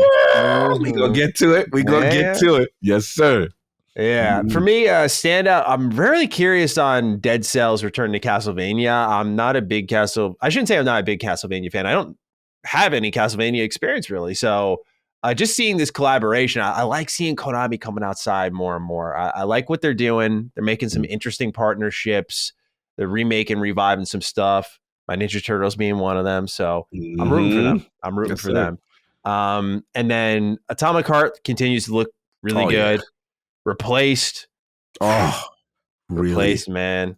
That's a vibe, bro. That's a vibe right now. They didn't even have to show like combat. They barely show combat. It was just walking and the environment. So I was like, yo, this game looks legit. Yeah, it's something about, I just love every aspect of the art style and what they try to tell. Yeah. Something looks cool about it. Just let them cook. Just let them cook. And then, I'm with you. Street Fighter 6 was great looking, but there's another fighting game I think that swept that one out of memory real fast. All right, so let's get into it. After the hour-long speech by Christopher Judge, man, can we talk about this bro's confidence that he was out on stage and he was just going and going and going and going chest out whole time? I was like, wow. That's some impressive confidence that you could just stand there and say, like, I'm taking my goddamn time up here. This is my moment. Yeah, I'm like, Chris, I love you, bro. But I was like, Chappelle, wrap it up, B. Like, wrap it up, B. Like, it was so bad. I think they debuted music coming on to tell you to get off the stage. Like, they because it is, they got out. But, one quick thing. I have to give Keegley and them their props. Because I think they heard the feedback that you guys don't let the devs talk and you don't let we let your man. Well, look, see? Yeah. So I kind of see the pushback there in fairness. But Judge, we love you, but I don't have to hear about 7 years ago. I don't have to hear about how you came out the womb. I mean, just enjoy, bro. I feel you. I love you, but it was too much. It was too extra this time. I agree. It's funny though, but they did improve that. They did get the full speeches in. I felt like no one was rushed. That was especially important. Yeah, and that was unlimited time. Yeah, but even after Judge, when that happened, I was like, oh, he just ate up so much showtime there. I was like, everyone's gonna be rushed, but everyone still got their time. It seems like they even extended the show, and that was cool. That was cool. Mm-hmm. All right, so after that, big surprise to start it off. Hades 2, Supergiant Games, Early Access 2023. This is the first sequel from Supergiant Games. So they've done Pyre, Bastion, Transistor, of course, Hades, their recent game, and they have never done a sequel before. First time here. What a series to pick. I mean, I would have liked a little Transistor sequel. I'm just throwing it out there. But man, I'm feeling grateful we're getting more Hades goodness in 2023. Spectacular action game. And this game, you know how you talk about Respawn? Like, yo, never a whack game. Supergiant's games on that list, no doubt. They have never missed since game one. It's incredible. But what's your excitement level for this one? Bro, the minute I heard, that's how music is so important to me. I knew what it was the minute I heard the sound, which is from the intro of Hades 1. And I'm like, oh, wait a minute, this Hades, bro. I was like, oh, we coming back. I was like, what's they doing? I said, is it a DLC or is it? I was expecting, I was thinking DLC. Right. And I'm seeing the guards come back and I'm like, okay, Apollo, okay. Yeah, it looks phenomenal. Look, they know they got one. They're going back to the well. I'm not even mad at it. Let's get some more. You know what I mean? But yeah, it really showed a nice surprise, pleasant surprise. Absolutely. But perhaps the best surprise came second in the show. Ghost Story Games, led by Ken Levine and the creators of BioShock, drops Judas. God, you have no idea how long I've been waiting to see what this man has been cooking, and he has been making a feast for us. Here is the safety net that we wanted, right? Because it's kind of the Callisto moment we were talking about, where you heard the Dead Space remake, Callisto shows up, and you're like, the OG is outside, and he's working on something with the Callisto Protocol. If one of these fails, the other's going to catch us, right? Same thing here. We know 2K is working with Cloud Chamber. They're making a new BioShock game. And then Ken shows up pretty much with another BioShock style game. And just his form of storytelling is so unique. It's so philosophically driven. And the gameplay just looked like some raw BioShock, right? You saw the flame in her hands. Very bloody and gruesome too, which I liked, especially in BioShock 1, when you're going down the tube and then you suddenly see like a splicer get gutted. It was kind of this horror element. I got some of that unease from Judas. I was like, yo. I know I don't want to say take your time, Ken, because you've taken enough, but you're taking a lot. I am eager beyond words for this one. How are you feeling about Judas? It is just I'm looking at it again. It's such a stylistic masterpiece. Like it's just so many different styles of game and genre and creativity in one game. It almost feels like it's 4 to 5 games in one. Like it's so much going on, and like it's such a unique, and you could see the BioShock energy, which is what I like, the creativity and the design. This looks phenomenal. It's Shoutout. It was one of those things like, okay, we've been waiting for you, fam, but okay. All right. I gotta put my hands up and say, you got that. You got that. I gotta bend the knee. Cause at first I was like, bro, you taking mad long. But that looked phenomenal. It looked really promising. Yeah. So hopefully it comes out the way it's looking, because with BioShock Infinite, infamously, what was shown, that's one of the most fascinating games to go back and look up its old content for. Because when you look at what we first saw versus what we got, I think what we got was amazing, might add. But what we first saw was so different. And I'm just hoping that Ken learned that lesson and said, like, hey, let's get out what we're showing here. Because there wasn't a date attached to this one, but Judas looked awesome nonetheless. Listen, they waited. Remember, they've been waiting for he have so much carte blanche in the building. So I'm like, okay, I get it. Now I see why they tell him you do what you want, because you showing stuff like that. I got to bend the knee. It looked phenomenal. 100%. Game after that was from Nintendo, Bayonetta Origins, Cereza, and the Lost Demon, March 17th, 2023. So Helena Taylor, probably not too pleased about this one. Yeah, energy was different. She's like, the fucking Jennifer Hale. Yeah, Jennifer's outside. That one didn't hit for me for some reason. Nah, same. Oh, okay, cool. Just didn't hit. I was like, I don't know about that. But yeah, art style was cute. Gameplay, not feeling it. Mm-hmm. I'm curious as to your thoughts on this one, sir. Take the stage. Mm-hmm. Destiny 2 Lightfall coming February 28th, 2023. We already knew, but I believe this is a new trailer. And if it wasn't, I mean, it caught my attention. Yeah. Hog, I told you I was interested in Lightfall, right? I said that might be my starting point. And it's looking good. It's looking good, man. A lot of cyberpunk, neon energy. Strand looks like they're really doing something new in the sandbox, which is kind of Insomniac level traversal in a Destiny game, which is crazy in a first-person shooter. So, yeah, they're going with it. Story looks phenomenal. They showed out. They definitely did what they got to do. I'm ready. We know it's good. So I was very impressed with the extra.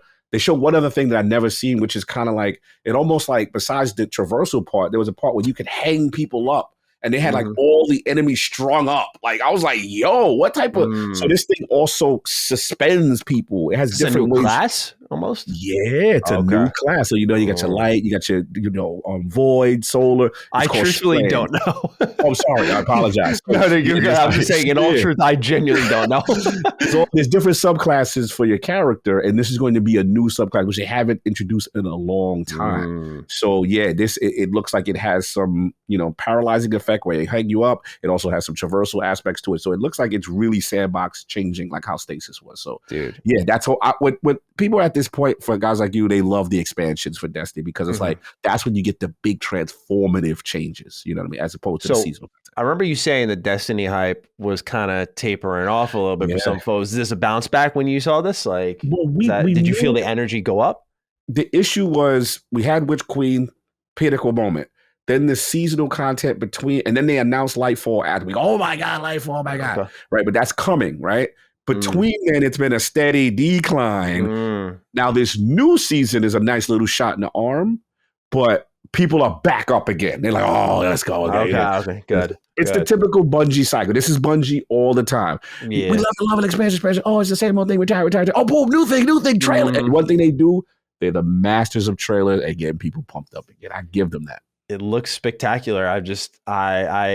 It sucks that it's in such a busy month, but it looks legitimately great. So I gotta really hold myself accountable and give it a true shake. Finally, I haven't played it since the beta when the game first launched that. So I gotta give it a shake. No doubt. Next was a somber moment, but really, really good showing here. May 26, 2023. We get Suicide Squad kill the Justice League. It was a trailer that showed off a cutscene in game that revealed Batman will be voiced by Kevin Conroy, his final appearance in the Arkhamverse, if you will. And, it was one of those moments where, you felt the presence of Batman, like the energy. After going from Gotham Knights as someone who played it to this and seeing that was like such a twist and a knife from his passing, which was so sad that it was like, wow, no one's ever going to, in my opinion, capture it in that way again. Like that is the Batman. You get your different renditions and we've had so many good ones in the past, but like Kevin Conroy is Batman. And to know that he's doing his final performance there is you think about how suddenly, I don't know if you felt the same way. The game almost had emotional weight now. Oh, absolutely. Yeah. Yeah, it got a little somber in our joint too. We was just like, yo, the legend. And I thought the trailer really showed well. I actually like how they had the Flash out of pocket. Dude, that's one of my favorites. And they had him done dirty. He was bloodied, destroyed. I was like, what? It's a unique spin where we gotta, hunt down the heroes, and it's kind of funny. I want to see how they handle it. But look, so far these trailers have been good. We need more gameplay, but I thought they did extremely well. And then obviously the emotional beat of Batman, you see it, I'm hearing the voice. I'm like, okay, it's almost a guaranteed purchase now. Like I was like, there's no way I got to support unless you hear something crazy. Like, totally. It was encouraging. It's still a game that's been in development. Well, rather, it's been an 8-year gap, I should say, since Arkham Knight. And so they got to deliver here. It's been a while, so I'm hoping they do. But that was encouraging. Like that, you could feel the level of talent there. Oh yeah. After that, another great show. And speaking of no whack games here, March 17th, 2023, Star Wars Jedi Survivor. Cog, this is your team. Take it away. Bro, Respawn. Respawn. Not like this, bro. Not like I knew you was coming, but not like this, bro. Yo! Did you see this joint? Yes, sir. This joint look great. First of all right. Get the story, see the saga continue. You see your character, you see your man come out. I'm like, okay, cool. I'm seeing the combat. There was so much going on. Then I remember I said, wait, we doing dismemberment too? Like they were listening to that. The animations they had in the first game begged for limbs to be chopped off. I don't know how else to put it. Oh, it looks phenomenal. For me, like, this is I was like, to the top of the list. Yeah, this is if this ain't the top, like it's you can maybe say one or two other maybe one other game. I get two other games, you might say that. It was about 3 games for me that I was like, but this, the roof tore off. I was like, bro, they got it. Shout out to Reese. People in my chat, they were like, yo, who better than Respawn right now? Put it out there. Let's go. They're delivering. So yeah, Respawn, phenomenal. What was your thoughts when you saw this joint? When I saw the dual wield, I was like, oh, yo, that was sick. And you see like him deflecting with the dual wield. And I'm thinking, oh, that's perfect evolution. That makes sense. Then you see him pull out the claymore and start using a two-handed. I'm going, oh, they're absolutely cracked right now. They even had these kind of open level moments. I was just like, man, like, for those who don't know, when I reviewed Jedi Fallen Order, I said it was the best Star Wars game since KOTOR. That's like high praise coming from me. Like KOTOR is the high bar, man. And this game looks special. I mean, as a Star Wars fan, like many of you out there, but someone who's still unapologetically so a huge Star Wars fan, right? Like nowadays it's like, oh, the Disney Plus, yada, yada, yada. But I'm still like, feed me more. And it's amazing how untapped Star Wars gaming truly is, but to see Respawn like really leaning into it is so nice.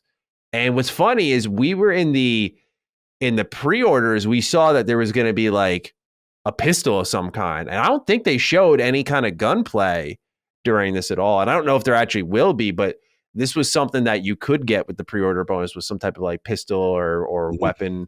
That was a gun, and I was like, okay, so are they going to also add third-person shooting segments to it like that? Maybe. Do that. Just speculation, but like the game already looked as if it was doing so much beyond the original. It's impossible to imagine, but it looks incredible. Looks so good. What a leap. Yeah, absolutely. After that, we got one that I think will excite a lot of people. I never played Celeste, but it comes from the creators of that game, and they're releasing Earthblade in 2024. A lot of gameplay for a game that is a ways out. Definitely our furthest release date of anything we saw that whole show, it would seem. Yeah, I think so. I think they were so pumped to kind of address that it was those creators from Celeste, because Celeste is definitely, there's one, again, I missed through the backlog, but I think Solve really raves on like Celeste. He goes hard. Oh, really? And he's like, Cog, I'm telling you. I'm like, damn, it's like that. So I mean, it was, I think people were just happy that they're working on something. It didn't move me crazy, I ain't gonna lie, but I want to be fair until you get more information. But it's gonna be a while out. Yeah, same. It's just knowing it's from the creators, as you said. Yeah, that's all you need to know. Dune Awakening, in-engine look. Yeah, it was like back to the old Game Awards for a moment there. Like we were getting gameplay. I'm like, oh yeah, this was a thing we got a lot, didn't we? In-engine look. Okay, it was. I don't have much to say on it. Yeah, just more like it almost like an Unreal Engine 5 kind of demo-y for a little bit. Yeah. But I think where they lost me a little bit, and I'm the looter shooter guy, when they were like, what is it, MMO?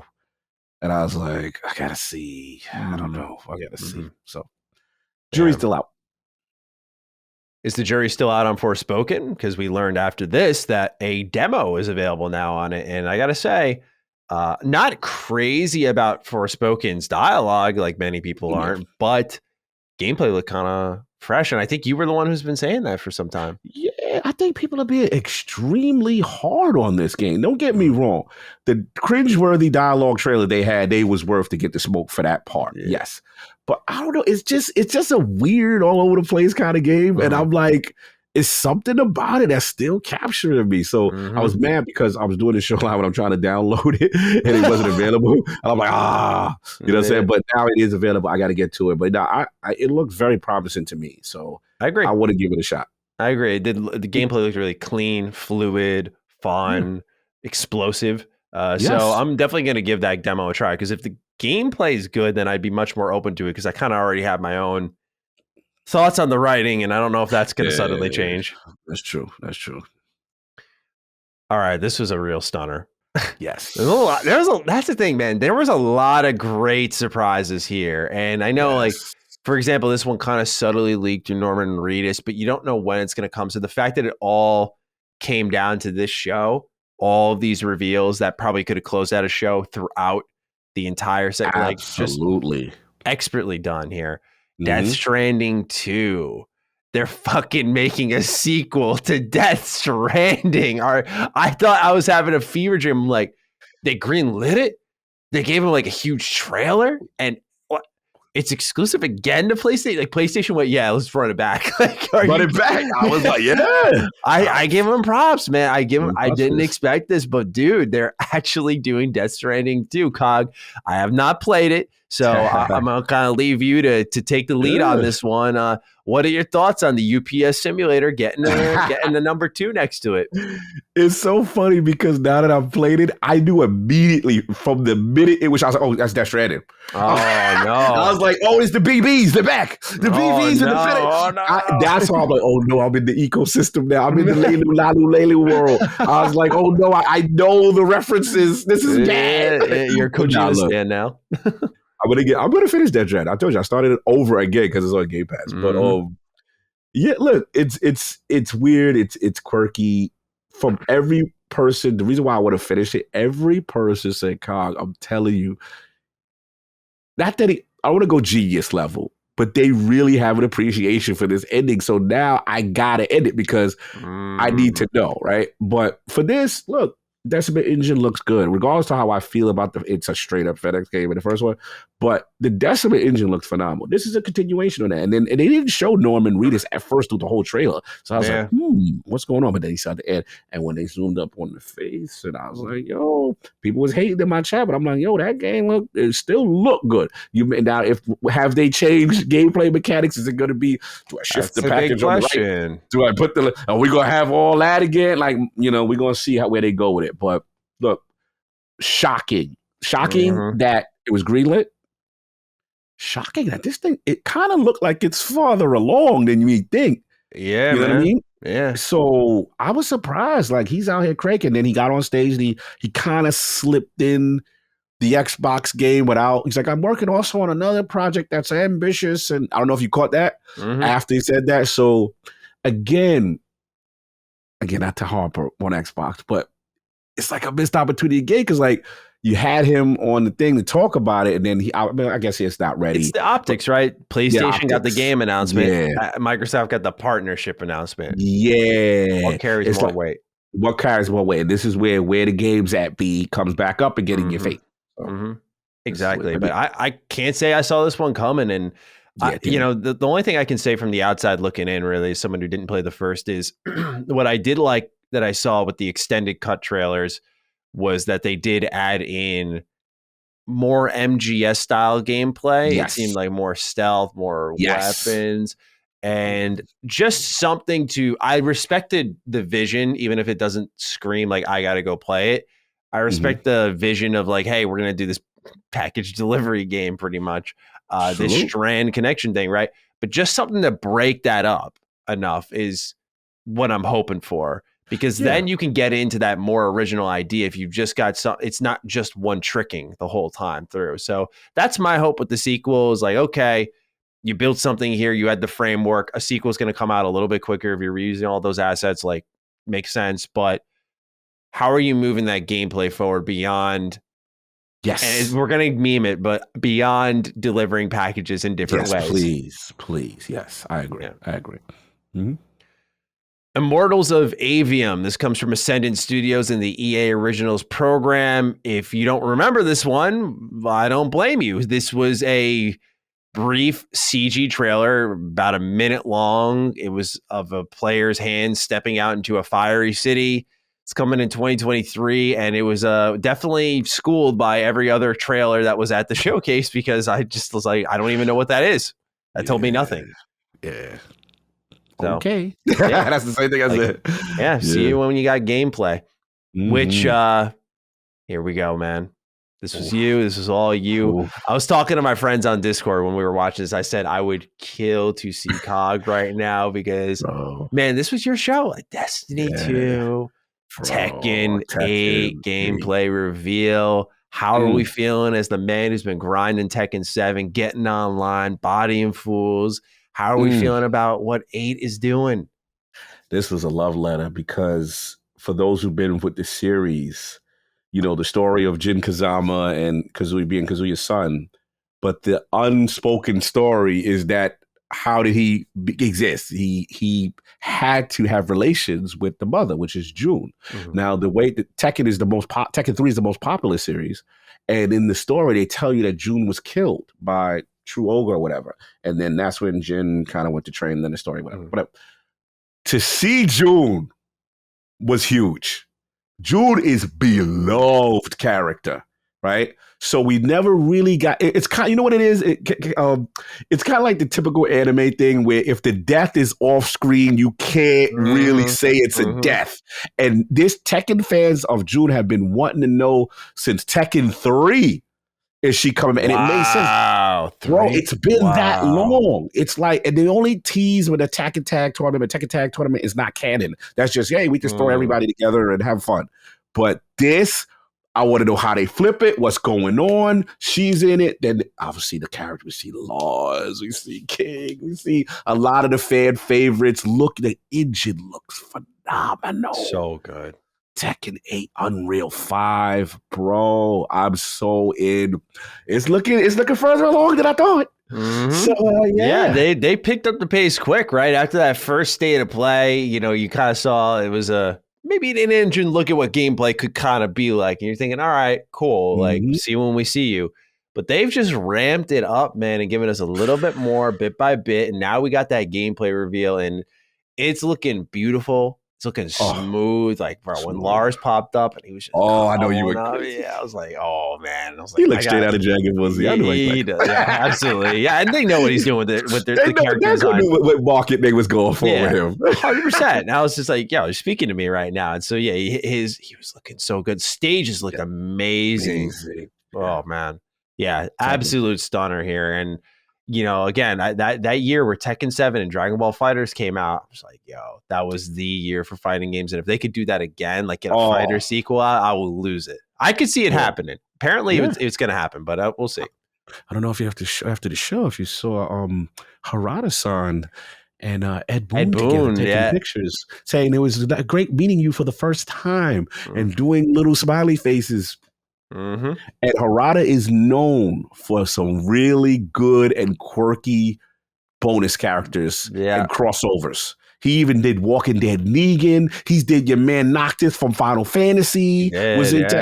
Bro, don't be surprised. We might get something might be happening. Don't be surprised. He's done it with Street Fighter.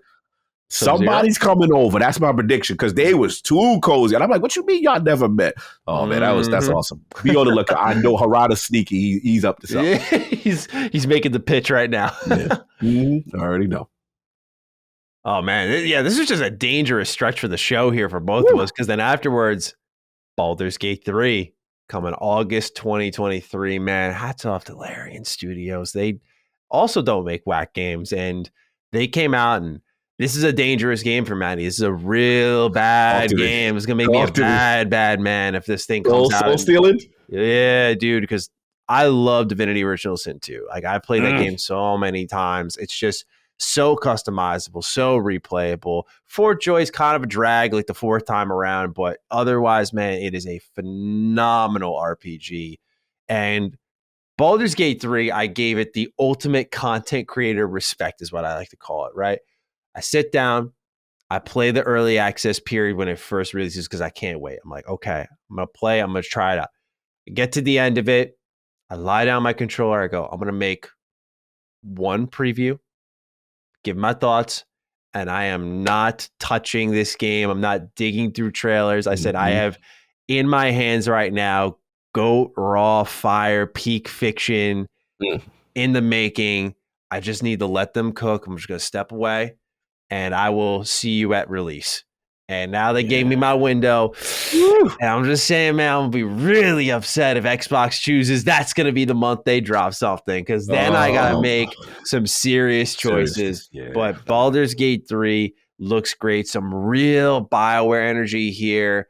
And that's what I've been looking for is, I thought Spiders, the developers of Greedfall, were going to be the ones who filled that void, because you saw them kind of do it with, Greedfall, actually. And their sequel, Steel Rising, didn't really evoke that for me. But what we saw from, I'm blanking on the game, it's getting late now, Baldur's Gate 3, just really gave me like Dragon Age Origins vibes. Like the way the cutscene were working, companions were chiming in.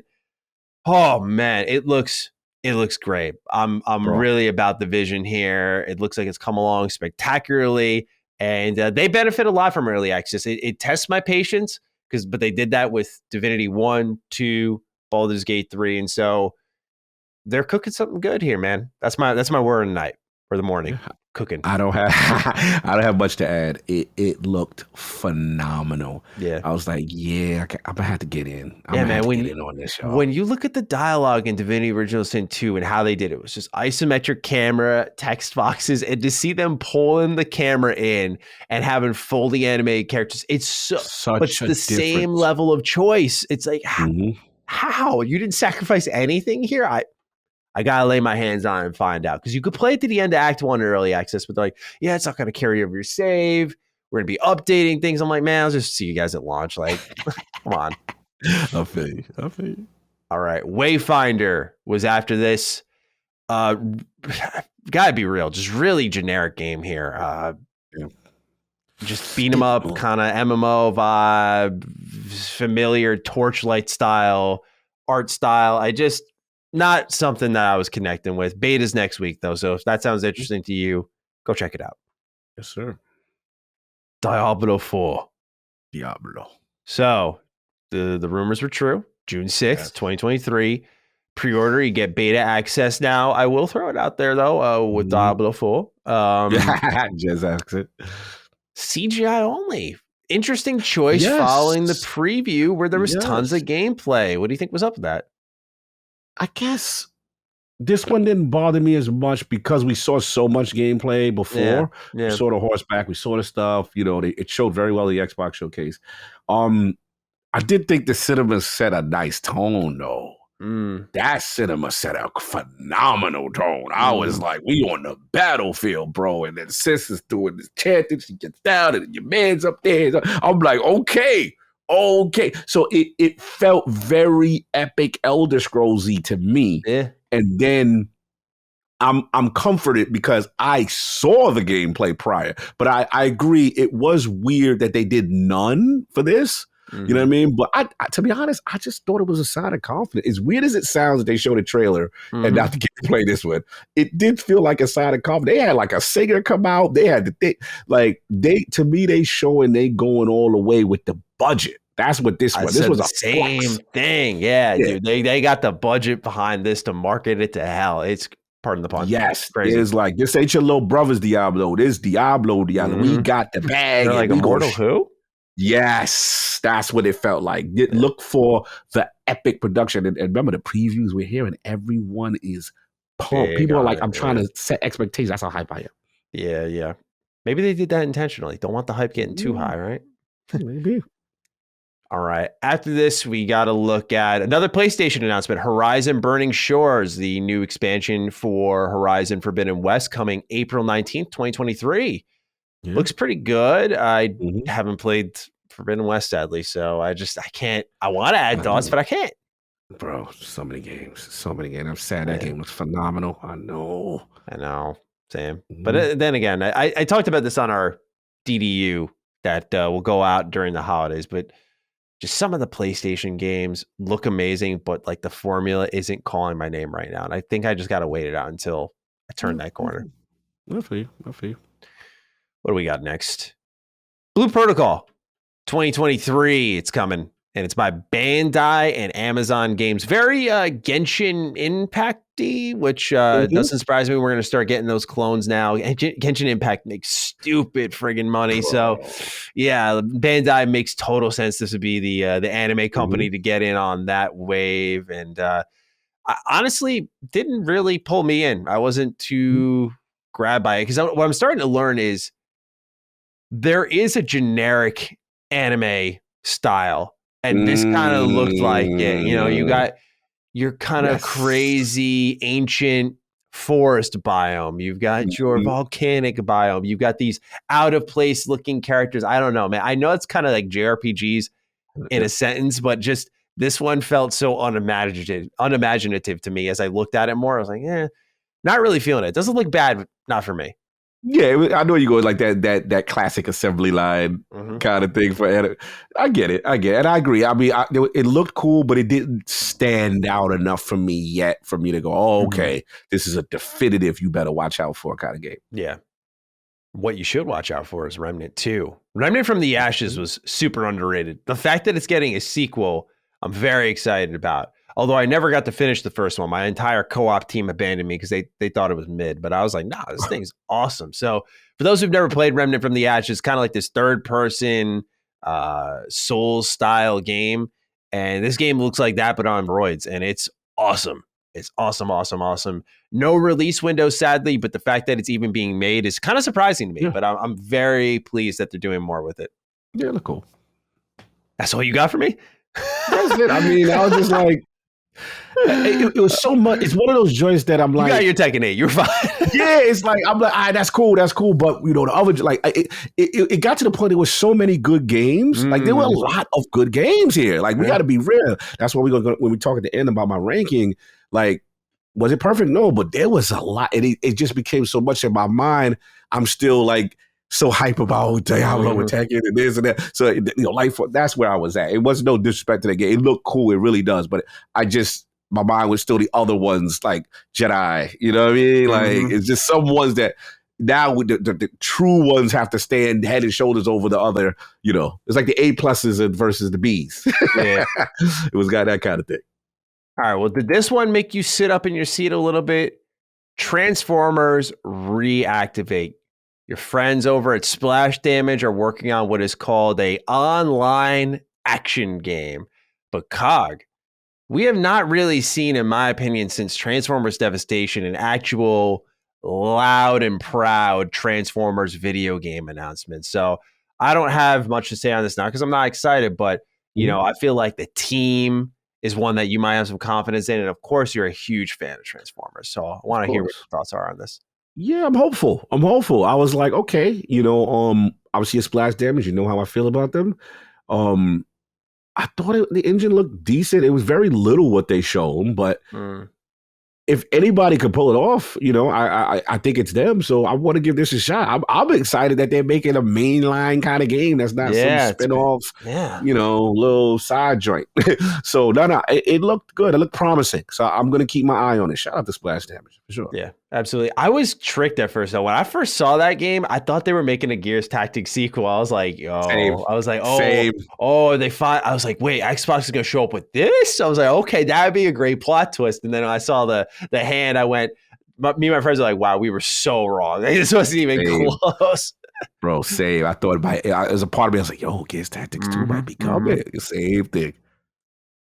After this, we got from Don't Nod as the developer and Focus Home as the publisher. Banishers, Ghosts of New Eden coming at the end of 2023. This is an action RPG from Don't Nod, like I said, and Don't Nod made Vampire. And obviously they're more known for Life is Strange, but their action RPG team made Vampire, which was so good. I can't stand that it doesn't get talked about a lot, but Vampire really was tremendous, and I highly recommend people look into playing it. But while this isn't Vampire 2, and they did promise they're going to do a sequel, I was pleased with what I saw with this game tone-wise, right? It seemed like he was connecting with spirits and almost getting his missions from them and going to banish more spirits. We saw the briefest snippet of gameplay at the end where I was like, oh, wait, it's about to pop off and cut it too short. I wasn't a fan of that choice, but I am keen on seeing more. I thought this game looked really interesting, and so excited to see more, but where'd you stand on it? No, it looked good. I just needed to see more. This looked really good. And I was just like, all right. They had a lot of cinematic aspects to it, but then I saw like the little demons and the thing. And question, co-op though, or no? Do we know? I don't know. That's what I'm trying to get the vibe, because I saw your man and the girl. But I mean, it did give that over the shoulder energy. But then I saw maybe like a companion, like Atreus or something. There's something going on with two people attacking at the end, and I'm like, okay, what we doing? So I'm very curious. But don't nod. It says play as both Antia and Red in battle supernatural forces with magic weapons and spiritual powers. Yeah, I'm curious. I need to get. Yeah, coercion. Yeah, it just says about that. Beautiful story. So maybe I'm probably getting like God of War, where you got like a secondary character, possibly kind of thing. But no, it looked good. It looked absolutely good. Yeah, it says characteristic of renowned studio Don't Nod. Make meaningful and morally ambiguous choices that affect the story, the world, and the fate of all characters, dead or alive. Yeah, man, I'm just interested in this one. Yes. They're good. So good. Excited to see more. This one's coming day one on Game Pass, and we got a nice gameplay reveal of it. Warhammer 40K Space Marine 2.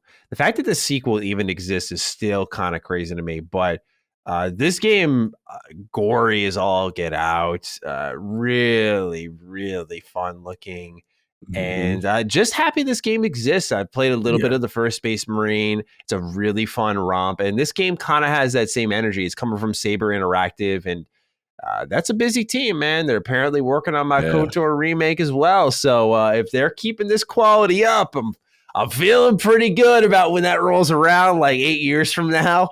But yeah, I liked what I saw here for this game. Were you big on it?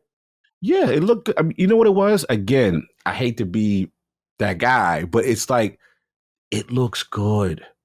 But there was so many games here too. You know what I'm saying? No, like, you were fading. You were fading. I was into it. I was like, yo, keep giving me more. Like, I was loving the pace here.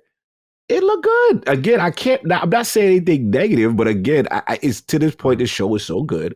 You got to do something wowing to make me solely like stick out. And I remember from what I see before, it felt like more the same. But of course, yeah, this is a joint I'm going to play. I'm going to check out. I'm going to see what's going on. But yeah, it looked good. I didn't have anything.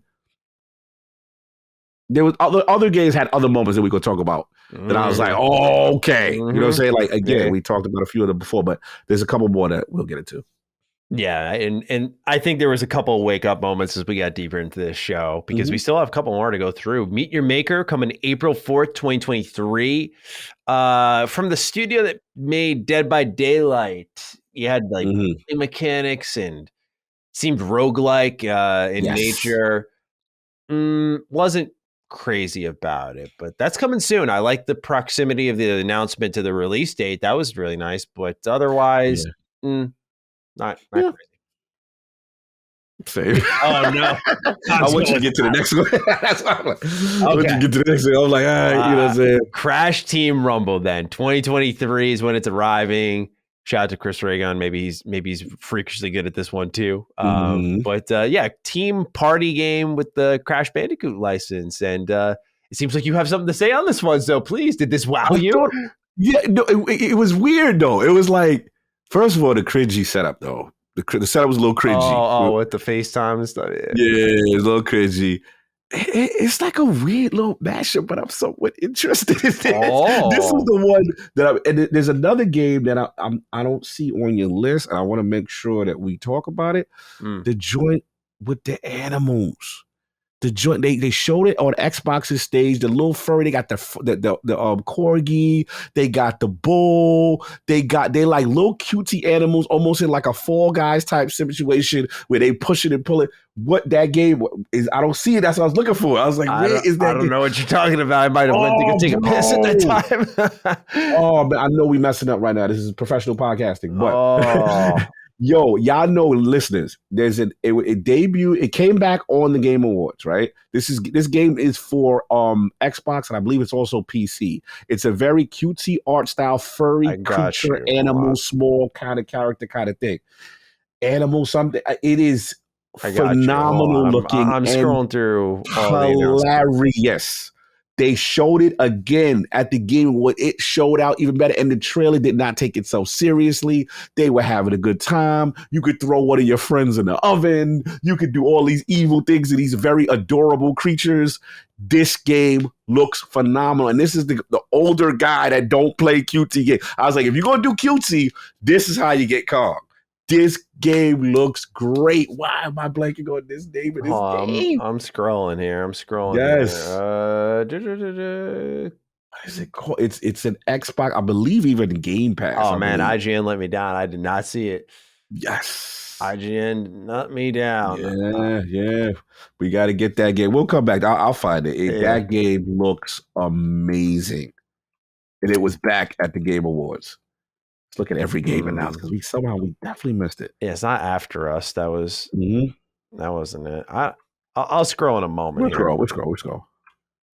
After this, we got the gameplay reveal for the reboot of The Lords of the Fallen. So you may remember that back in, I think it was 2014, Lords of the Fallen came out, and it was, Souls-like inspired game, and it was solid for what it was, but this looks pretty strong as well, and not anything you haven't seen before. I'd say artistically, again, very FromSoft inspired, but I think that's okay because it looks compelling, and they had some really creepy enemy designs here. So I was definitely into what they were showing off with Lords of the Fallen. Lords of the Fallen looked good. I'm definitely feeling that. I'm almost there. I'm sorry. I'm so glad it's killing me right now. I'm going to find this damn game.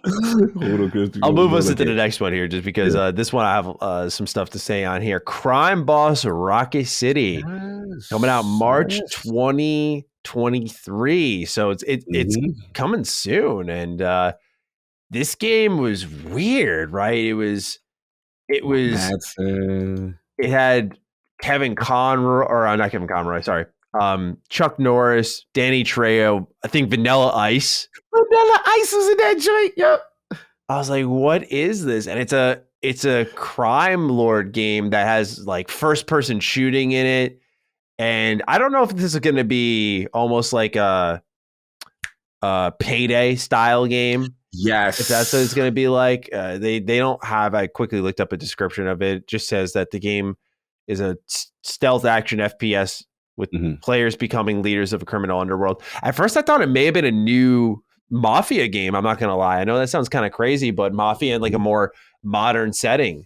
But I was really interested in this. I don't know if it'll be good or not, but the trailer and presentation and the wacky zany nature of it really spoke to me. I was about it.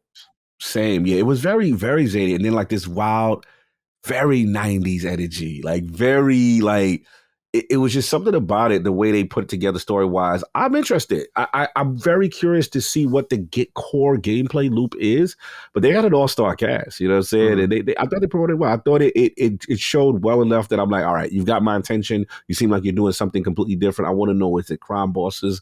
You know what I mean? Like, what are we doing? Like that's why I want to get to the video. Can be played both single player and up to 4-player co-op as players complete heists, compete for turf with other crime bosses, and build a criminal empire. Interesting. Interesting. No, it looked good. It really did. I agree. Next up, then we got, oh yeah. Coming in 2023. I was surprised no release window, but that's okay.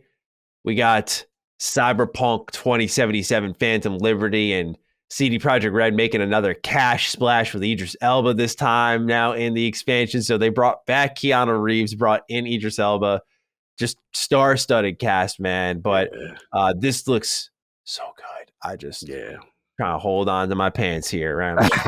Holding on. Just give me more of this, man. This next gen only Cyberpunk. Like this is what we have been waiting for. And it looks good, man. It looks good. I gotta do a deep dive on the trailer at some point and really get into the nitty-gritty. But just as someone who loves Cyberpunk, more of that sounds excellent. So I can't wait personally. Yeah, it looked phenomenal. Again, you're seeing Johnny Silverhand, you're like, okay. I'm like, who's his brother? I'm like, I know they ain't got Idris in here. What? You know what I'm saying? It looked really good. Yeah. And like you said, no past gen support, completely next gen. Huge. I see them driving like in this little cityscape, right? All the locales looked very strong too. In typical Cyberpunk fashion, right? You want to play in this world. You want to live in this world. You want to see what's going on. It looked good, man. Kudos CDPR. It really showed well. Absolutely. From Software cannot stop casting a shadow over Horizon, it seems, because in the same showcase that Horizon shows out with a little DLC, From Software, who won Game of the Year here at the show, announces Armored Core 6 Fires of Rubicon, which is coming 2023. That's insane. I know that they have multiple teams at From Software, but the fact that they delivered like a seminal Game of the Year type of title and then are announcing a game that same year and saying, yeah, it's coming next year, by the way, is insane. They are on some type of special stretch. When you look at Sekiro to Elden Ring, to Armored Core's insane stretch they're on right now. They got something special brewing over there for real. This is a really, really important era in their company's history that we got to pay attention to. But never played Armored Core. I was about to ask you. Yeah, I never played one. So I can't offer any input other than like it's FromSoft. I'm excited for a change up in the formula here because I don't think it'll be Souls-like. I already know that Armored Core really isn't like that. It's more about like build customization and these mech fights. So I'm keen to just get a little bit of that instead. And, because when you get something that feels like the magnum opus, I don't know if I want another attempt at that, right? So I kind of feel like this is perfectly timed for them. I agree. It's a great palette change. And like you said, just coming off that. And low key, I'm having some interest in some of the mech games. If a mech game is done right, I'm interested. So I want to see where they go. I've never played one before, but no, it looks good. And I'm just impressed with their development cycle. Yeah. Like, man, they just go back to back to back. So salute to them. Last showing coming June 22nd. And it's going to be a busy June. You got Street Fighter 6 on the 2nd. You got Diablo 4 on the 6th. And then you got Final Fantasy 16 June 22nd. And this game looks like it's something special. It is looking mighty fine. They out here murdering kids. And did they murder a chocobo too? I thought somebody. They took every Final Fantasy formula, every protected element, and just broke it over. Set it off right for me. Set it off. I'm kind of liking the way that, the vibe of the main protagonist looking kind of fire. These summons, I don't know what, like the combat system look like it's fun. I mean, I'm in, man. And then I saw a little, I don't want to say Souls energy, but from certain character designs was it's a very darker tone. And I think that's what's getting me about this. It feels like a more serious, dark situation. So this Shoutout, it looked fun. You know what made it worse too? Again, not to go back to the Xbox slander, but you see it's a phenomenal trailer.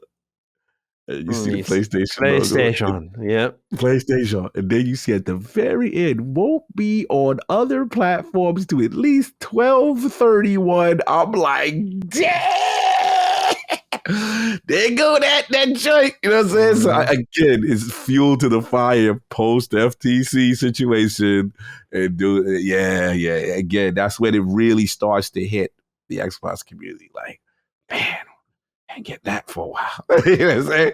And then you worry because it's Square. You're like, you may not get it for a long while. So I can't understand some people shouldering off Final Fantasy VII Remake, but I could imagine it.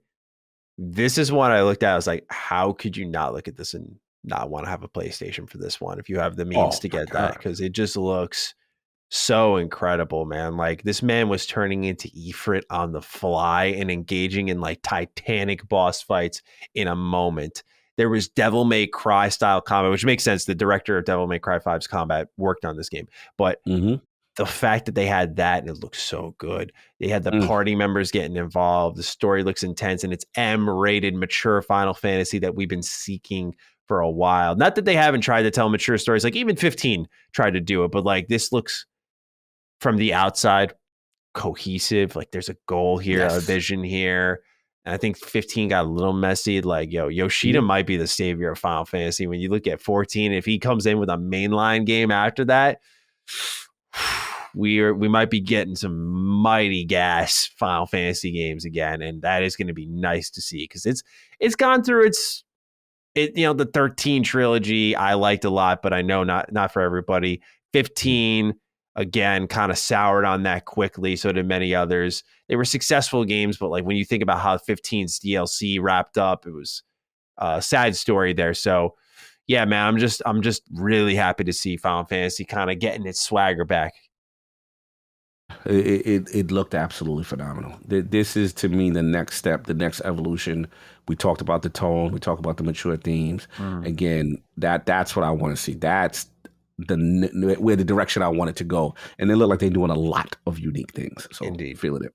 Indeed. And that was everything that was shown. Last thing I just wanted to touch on here was the Bill Clinton kid, man. I just got to get your hot take on this one, because I thought it was Joseph Ferris's kid on stage. When I saw the hair, I was like, huh, okay, I could see him maybe like swinging that. But when you saw like all the screenshots online of this kid like walking up the aisle, clapping, patting Miyazaki on the back, walking up on stage with them like he was a part of the team. Scary moment, low key. Scary. When you think about it, right? Because Miyazaki turns his back to him too, right? I'm just like, my brain couldn't help but go there. And I'm like, dude, we live in those types of times, and you've got to be more careful. Like, it's scary. Absolutely. Listen, the memes, I get it. Hilarious. They got some funny memes, bro. The invasion memes is crazy, but it's like, like when I sat back after I thought about it, and if you watch the clips, you'll start to see the slow conversion where it's like converging on him from like security, and they finally put it together like he ain't supposed to be there. And I'm just like, man, this could have went left. Yeah. Because let's be real, gamers, you see Twitter sometimes how gamers be ridiculous to devs, and then they're in the space, and someone I think it was Paul Tassi, somebody made a good point. Like, he had the bulky jacket, God forbid, he had the thing on him, and it could have got. So this is part of me is like, funny, yes.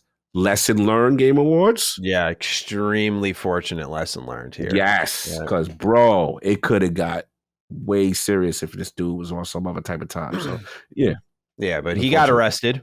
Yes. So that was that's the thing. Game Awards hasn't had clearly a moment like that in its history, but like, I feel like it's been since Joseph Ferris flipping off the camera and saying "fuck the Oscars" that we got like that kind of level of a moment there, where it was just like a meme in the Game Awards. So crazy stuff there. But that was it for the Game Awards. Now, just because it's 5:17 in the morning as we record this, so what we're gonna do is a audible on the fly call. Like, we're gonna kind of omit the Game Pass pick of the week, the final questions. What we're gonna do here is we're gonna talk about, in conclusion, the FTC and their move to sue Microsoft, and just make sure we have that accounted for here in the show, and then we have our discussion. So we apologize for kind of putting this show together with glue this week, but we hope you enjoy the up-to-date info and the sacrifices we've made to our sleep schedules to get it to you. So Cog, this is big. I mean, we kind of had an idea that it may be coming. Politico had reported this, that it may be blocked by the FTC, and now they are moving to sue Microsoft because they feel that they would have an unfair advantage if the deal were to go through. Certainly, we both have thoughts on this, but would you like to kick us off? I mean, look, this was the big one. This is the big surprise, and obviously we were in the different, we're in the different multiverse now. So now we could sit there and process. And the vibe I felt prior, I felt the vibe was bad the week before, right? Because we heard some stuff from the post, whatever, and then we heard the rumblings. Okay, 3-1, whatever, whatever. Then we see Microsoft make the statement, the Nintendo deal, the Steam, I mean Valve, all these statements that really box Sony in as being the problem, so to speak, right? And then we get the statement, and I just want to be clear because there was a what you call it? There was a comment that said, the regulator said. I want to be clear. I'm just pulling it up. Give me 1 second. I think it was the injunction thing, right? Yeah, and it basically, it was there's scrutiny. I'm just going to paraphrase, but their scrutiny was kind of like, this would put Microsoft in a very dominant position. And then also, the only part I semi-agreed with was like emerging markets, so to speak, where, we have to watch them in big tech, and this is significant, and that's why we're going to ban it. And, when I looked at the thing as a whole, and I've always said this, always been consistent, with the Brazil aspect, I've always felt that, to me, is the legal and logical approach of this state. Again, we talked about them being in the third place, whatever, so to speak, second or third, getting this acquisition, still offering 10 years, still offering it to everybody. I thought that should be sufficient and fair enough from a competitive standpoint that PlayStation can exist. Now, the other thing that was really thrown off was the whole them kind of dismissing Nintendo recently and saying Nintendo's not really a factor, and they don't do mature games. Hello, Bayonetta. Okay, whatever. But, at the end of the day, I just thought that was an interesting argument. Look, I got to just keep it real. I personally feel this is political grandstanding. I'm just going to be brutally honest. This is not, COG is just mad because the deal got blocked. And, no, I mean, if you look at it from a pure principle standpoint, it doesn't make sense to me. So to me, this is them making an example. Now the question becomes, is it an example to get to that next step where we can do concessions, or we going all the way? And according to Brad Smith, they're going all the way. They utilize terms like, we were hoping for peace.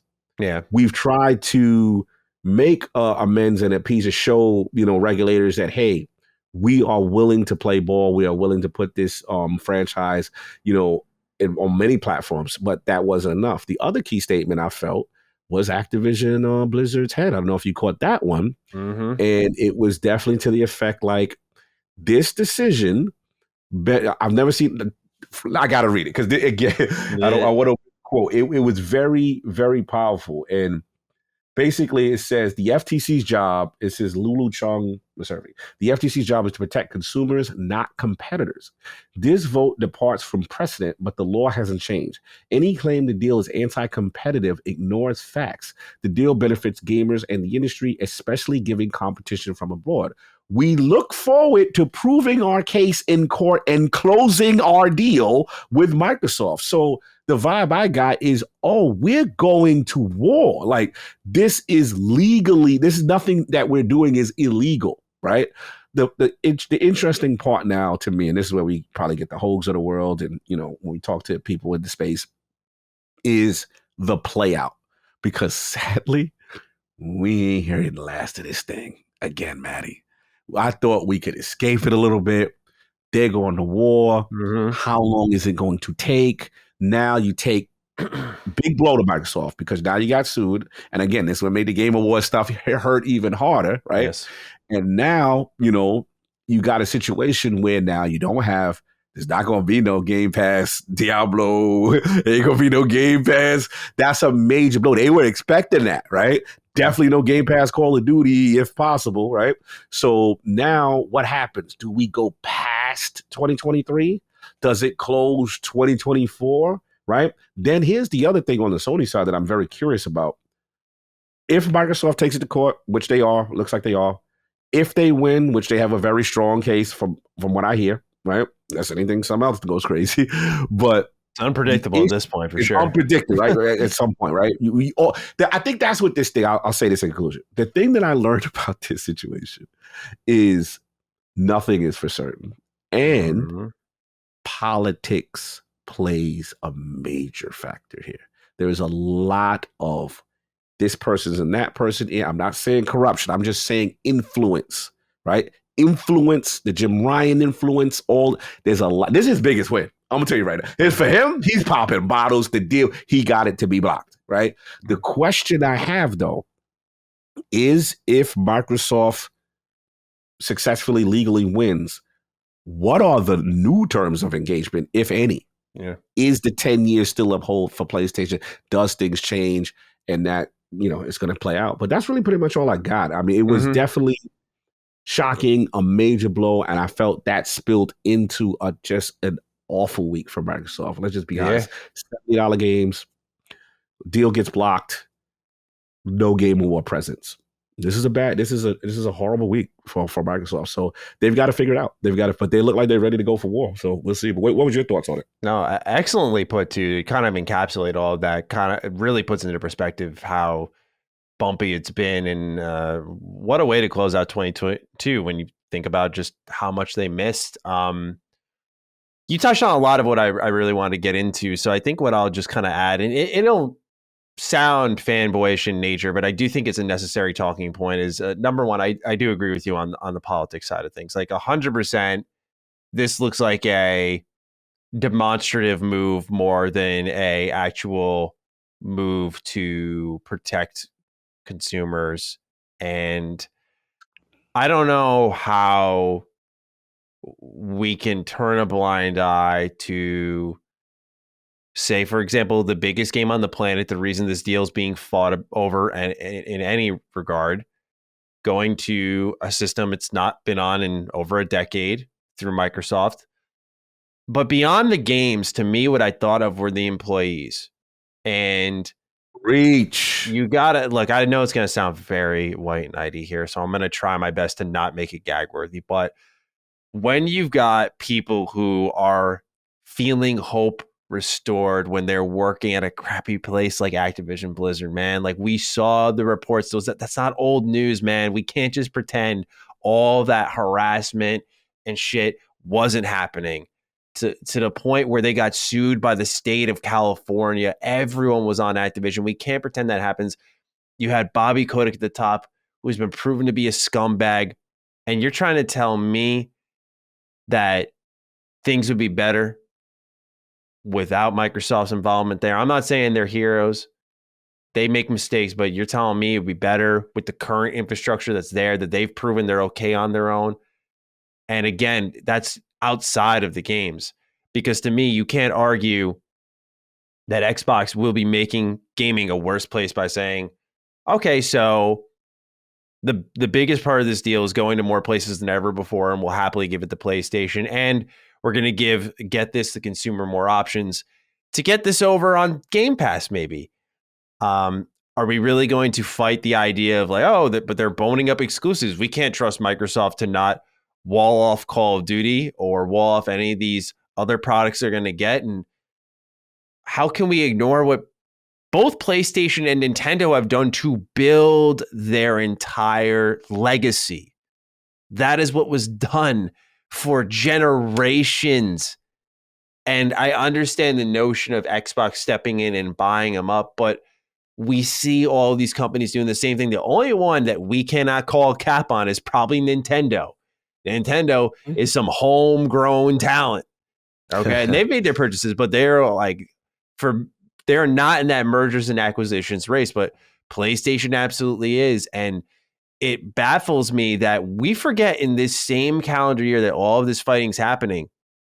PlayStation bought Bungie, probably the strongest competitor right next to Call of Duty in my eyes, at least. And that's anecdotal, is Destiny. And they've got a straight funnel of Destiny cash. And that shit was approved in a heartbeat. And maybe it's because every imaginable concession was made, right?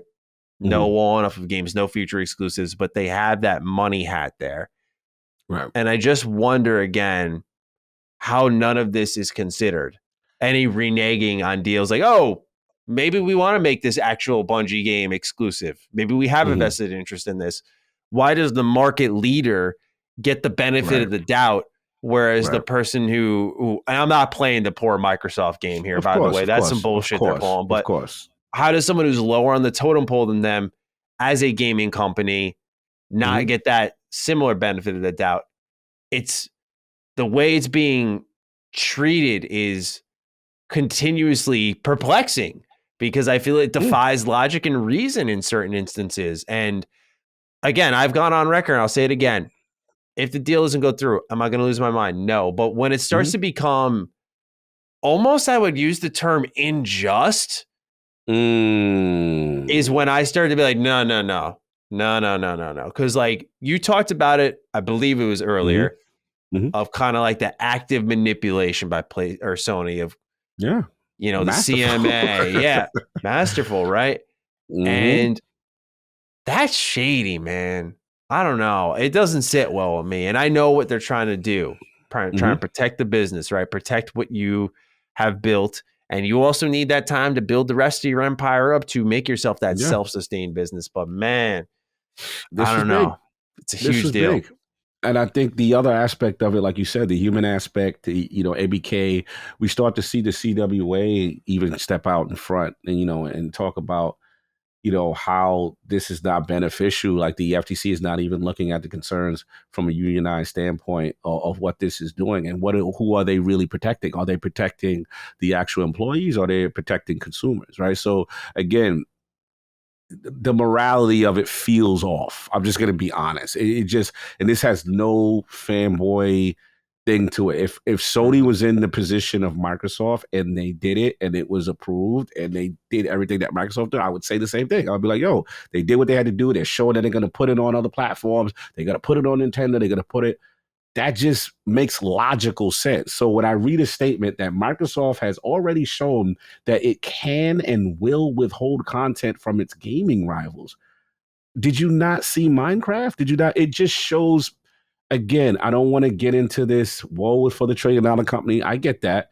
But it does feel like political grandstanding. And it feels like based on whoever is in, office at the time, you have to deal with the politics of that and people wanting to make an example of you. Now, it's up to them to fight it. Again, we hear Microsoft should be assured. But I'm at the point now, like, who knows? The way that, like, is it sad to say, like, I don't have confidence in what I think the moral thing should be actually Let's just being start politics in general, not to make it all about that, but not to make it all about that. We've seen in other circumstances the struggle it is for the right thing to be done, I would say. Yeah, that's all. That part was unfortunate, that part. But look, it's up to them to prove it. Let's see what happens there. The saga sadly continues. I was hoping we'd be done with this by June of 2023. We are still going to be talking about this thing.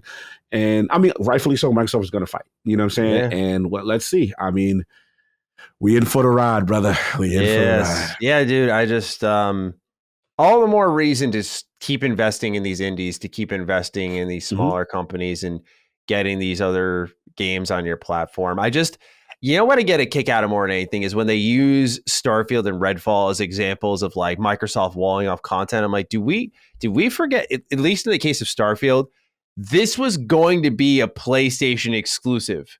Then Xbox bought them and with that was able to make Starfield exclusive to their console. But make no mistake that Starfield is going to be PlayStation exclusive at one point. That's fucking insane that now it's the bargaining chip to be used against them and be like, no, see, you were going to wall that off. I'm like, do you realize what was about to happen? PlayStation was just about to do the same thing.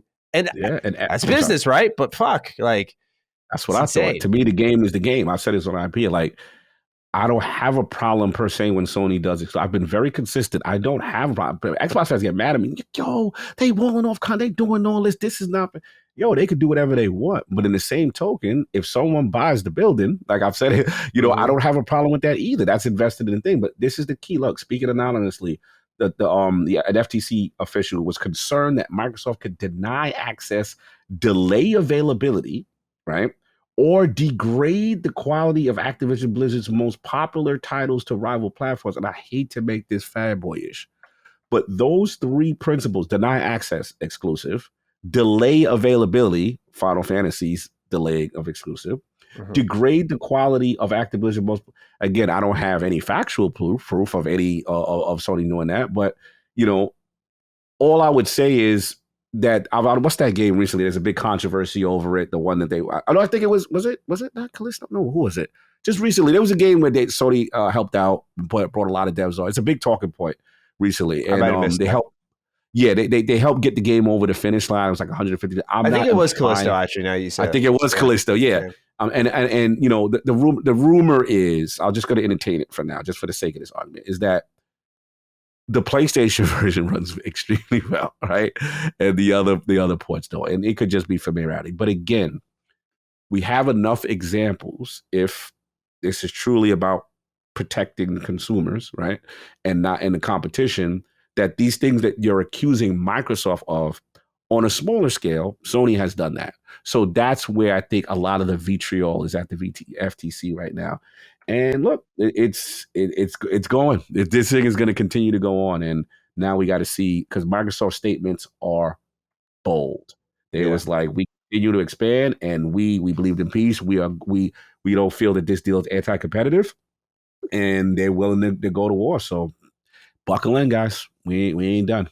Absolutely, and obviously we'll be here to cover it, and hopefully we'll be here to talk about games as well. But what this means is that Activision cannot save in the near future any release schedule plans they have, because remember, 2022 would have been vacant completely for Xbox if they didn't buy ZeniMax. So you could have argued that maybe some of 2023 would have been filled up by Activision with like, oh, they're going to get Diablo 4, but now that's definitely not the case, man. This is going to go the whole stretch, and like we read with Politico, if it goes to August, then it may call off the deal, and that's going to be honestly a real shame, because I do think Activision would be a more compelling company. By the way, with their legacy, the library of IP that could possibly be revived would just be.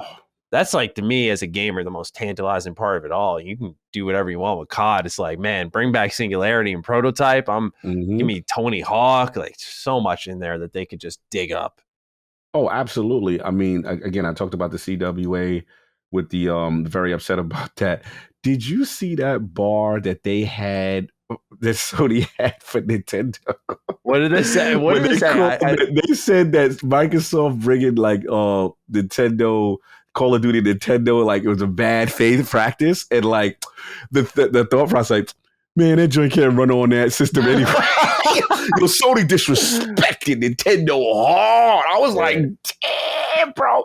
It was cold. It was very cold. I'm trying to pull up some stuff. And again, apologies, audience is late, and I wasn't as prepared to have things ready as I normally do. Yep. So a lot of this stuff is ad hoc and kind of be spitballing and stuff like that. But you best believe, see if I can find it, caught a bullet. Yeah, Nintendo caught a vicious bullet in it. I'm almost there. I'm almost find it. This is so hilarious. I'm gonna find it for you, but I can't. Oh man! But yeah, again, the thought process is that they can't run that game, and Microsoft is full of it because for offering a 10-year deal to to Nintendo. Absolutely. So we'll see how all of this evolves, or really lack thereof, but it'll be interesting nonetheless, and we'll be here to cover it. But you got it. Found it. Let's go. Smoke and mirrors.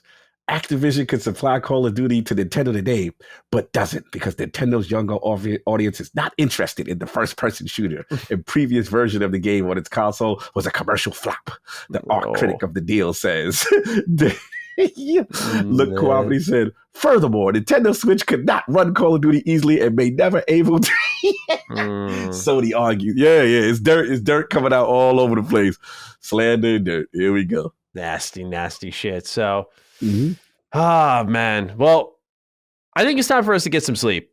5:37 a.m. It's 5:30 in the morning. Yeah, so ladies and gentlemen, we hope you enjoyed this episode of Defining Duke and Xbox podcast. A very, very memorable episode. It's funny. One of the questions we got asked was about memorable episodes, and I think this kind of stitched together one with, literally, you put it perfectly, Xbox's worst week. The $70 games, FTC being suing them, and no game awards. It's rough going here, man. So we'll see how it all shapes up, but I think, again, they got to come out the gate swinging in 2023 and sustain sustaining is the key point, right? Not just with games, but like active announcements, shows. So we're going to see, according to Greenberg again, he's like, you don't have to wait long. Mm-hmm. Hopefully it's not like what they said with Avowed, where they're like, we're showing you something soon. And here we are, another no-show for Avowed, by the way. So they're certainly holding back something. But anyway, Cog, it's been a blast doing this with you. And what's our hashtag? SleepDD, maybe? Yeah. I don't know how I'm going to drive home. Bro, yeah, I'll feel for you. Please text me so I know you got home safe. I got you. Sleep DD. We don't put in some work, man. But this is LSM fam. Yeah. We earned this, but we wanted to give you the most accurate, updated information, and also the Game Awards was too big for us to miss. Of course. So appreciate us for that, because we're working extra hard for y'all, fam. Yeah, absolutely. So with that, ladies and gentlemen, take excellent care of yourselves. If you did get this deep into the show, you want to let us know your thoughts, use the hashtag SleepDD in the comments on Twitter. I'm at G27status. That's at Lord Cognito. You can tag us there. Give us your thoughts. Again, hashtag SleepDD. But until then, we rest, and we hope you enjoyed. Have an okay day. Peace out. Peace. Defining Duke, an Xbox podcast, is a product and trademark of Last Stand Media and Collins Last Stand LLC, and is recorded from the United States of America. The show is conceived by Matthew Mr. Matty Plays Schroeder and me, Colin Moriarty, and is written and produced by Matthew Schroeder. Matty's co-host is Barry Lord Cognito Eversley. Defining Duke's executive producer is Dustin Furman, and the show is edited by associate producer Ben Smith. All of Last Stand's theme music is by Ramon Narvaez. As you know, all of Last Stand Media's shows, including Defining Duke, are fan-funded on Patreon at patreon.com/laststandmedia. The following names are at the producer support level on Patreon, and we're thankful for your kindness and generosity.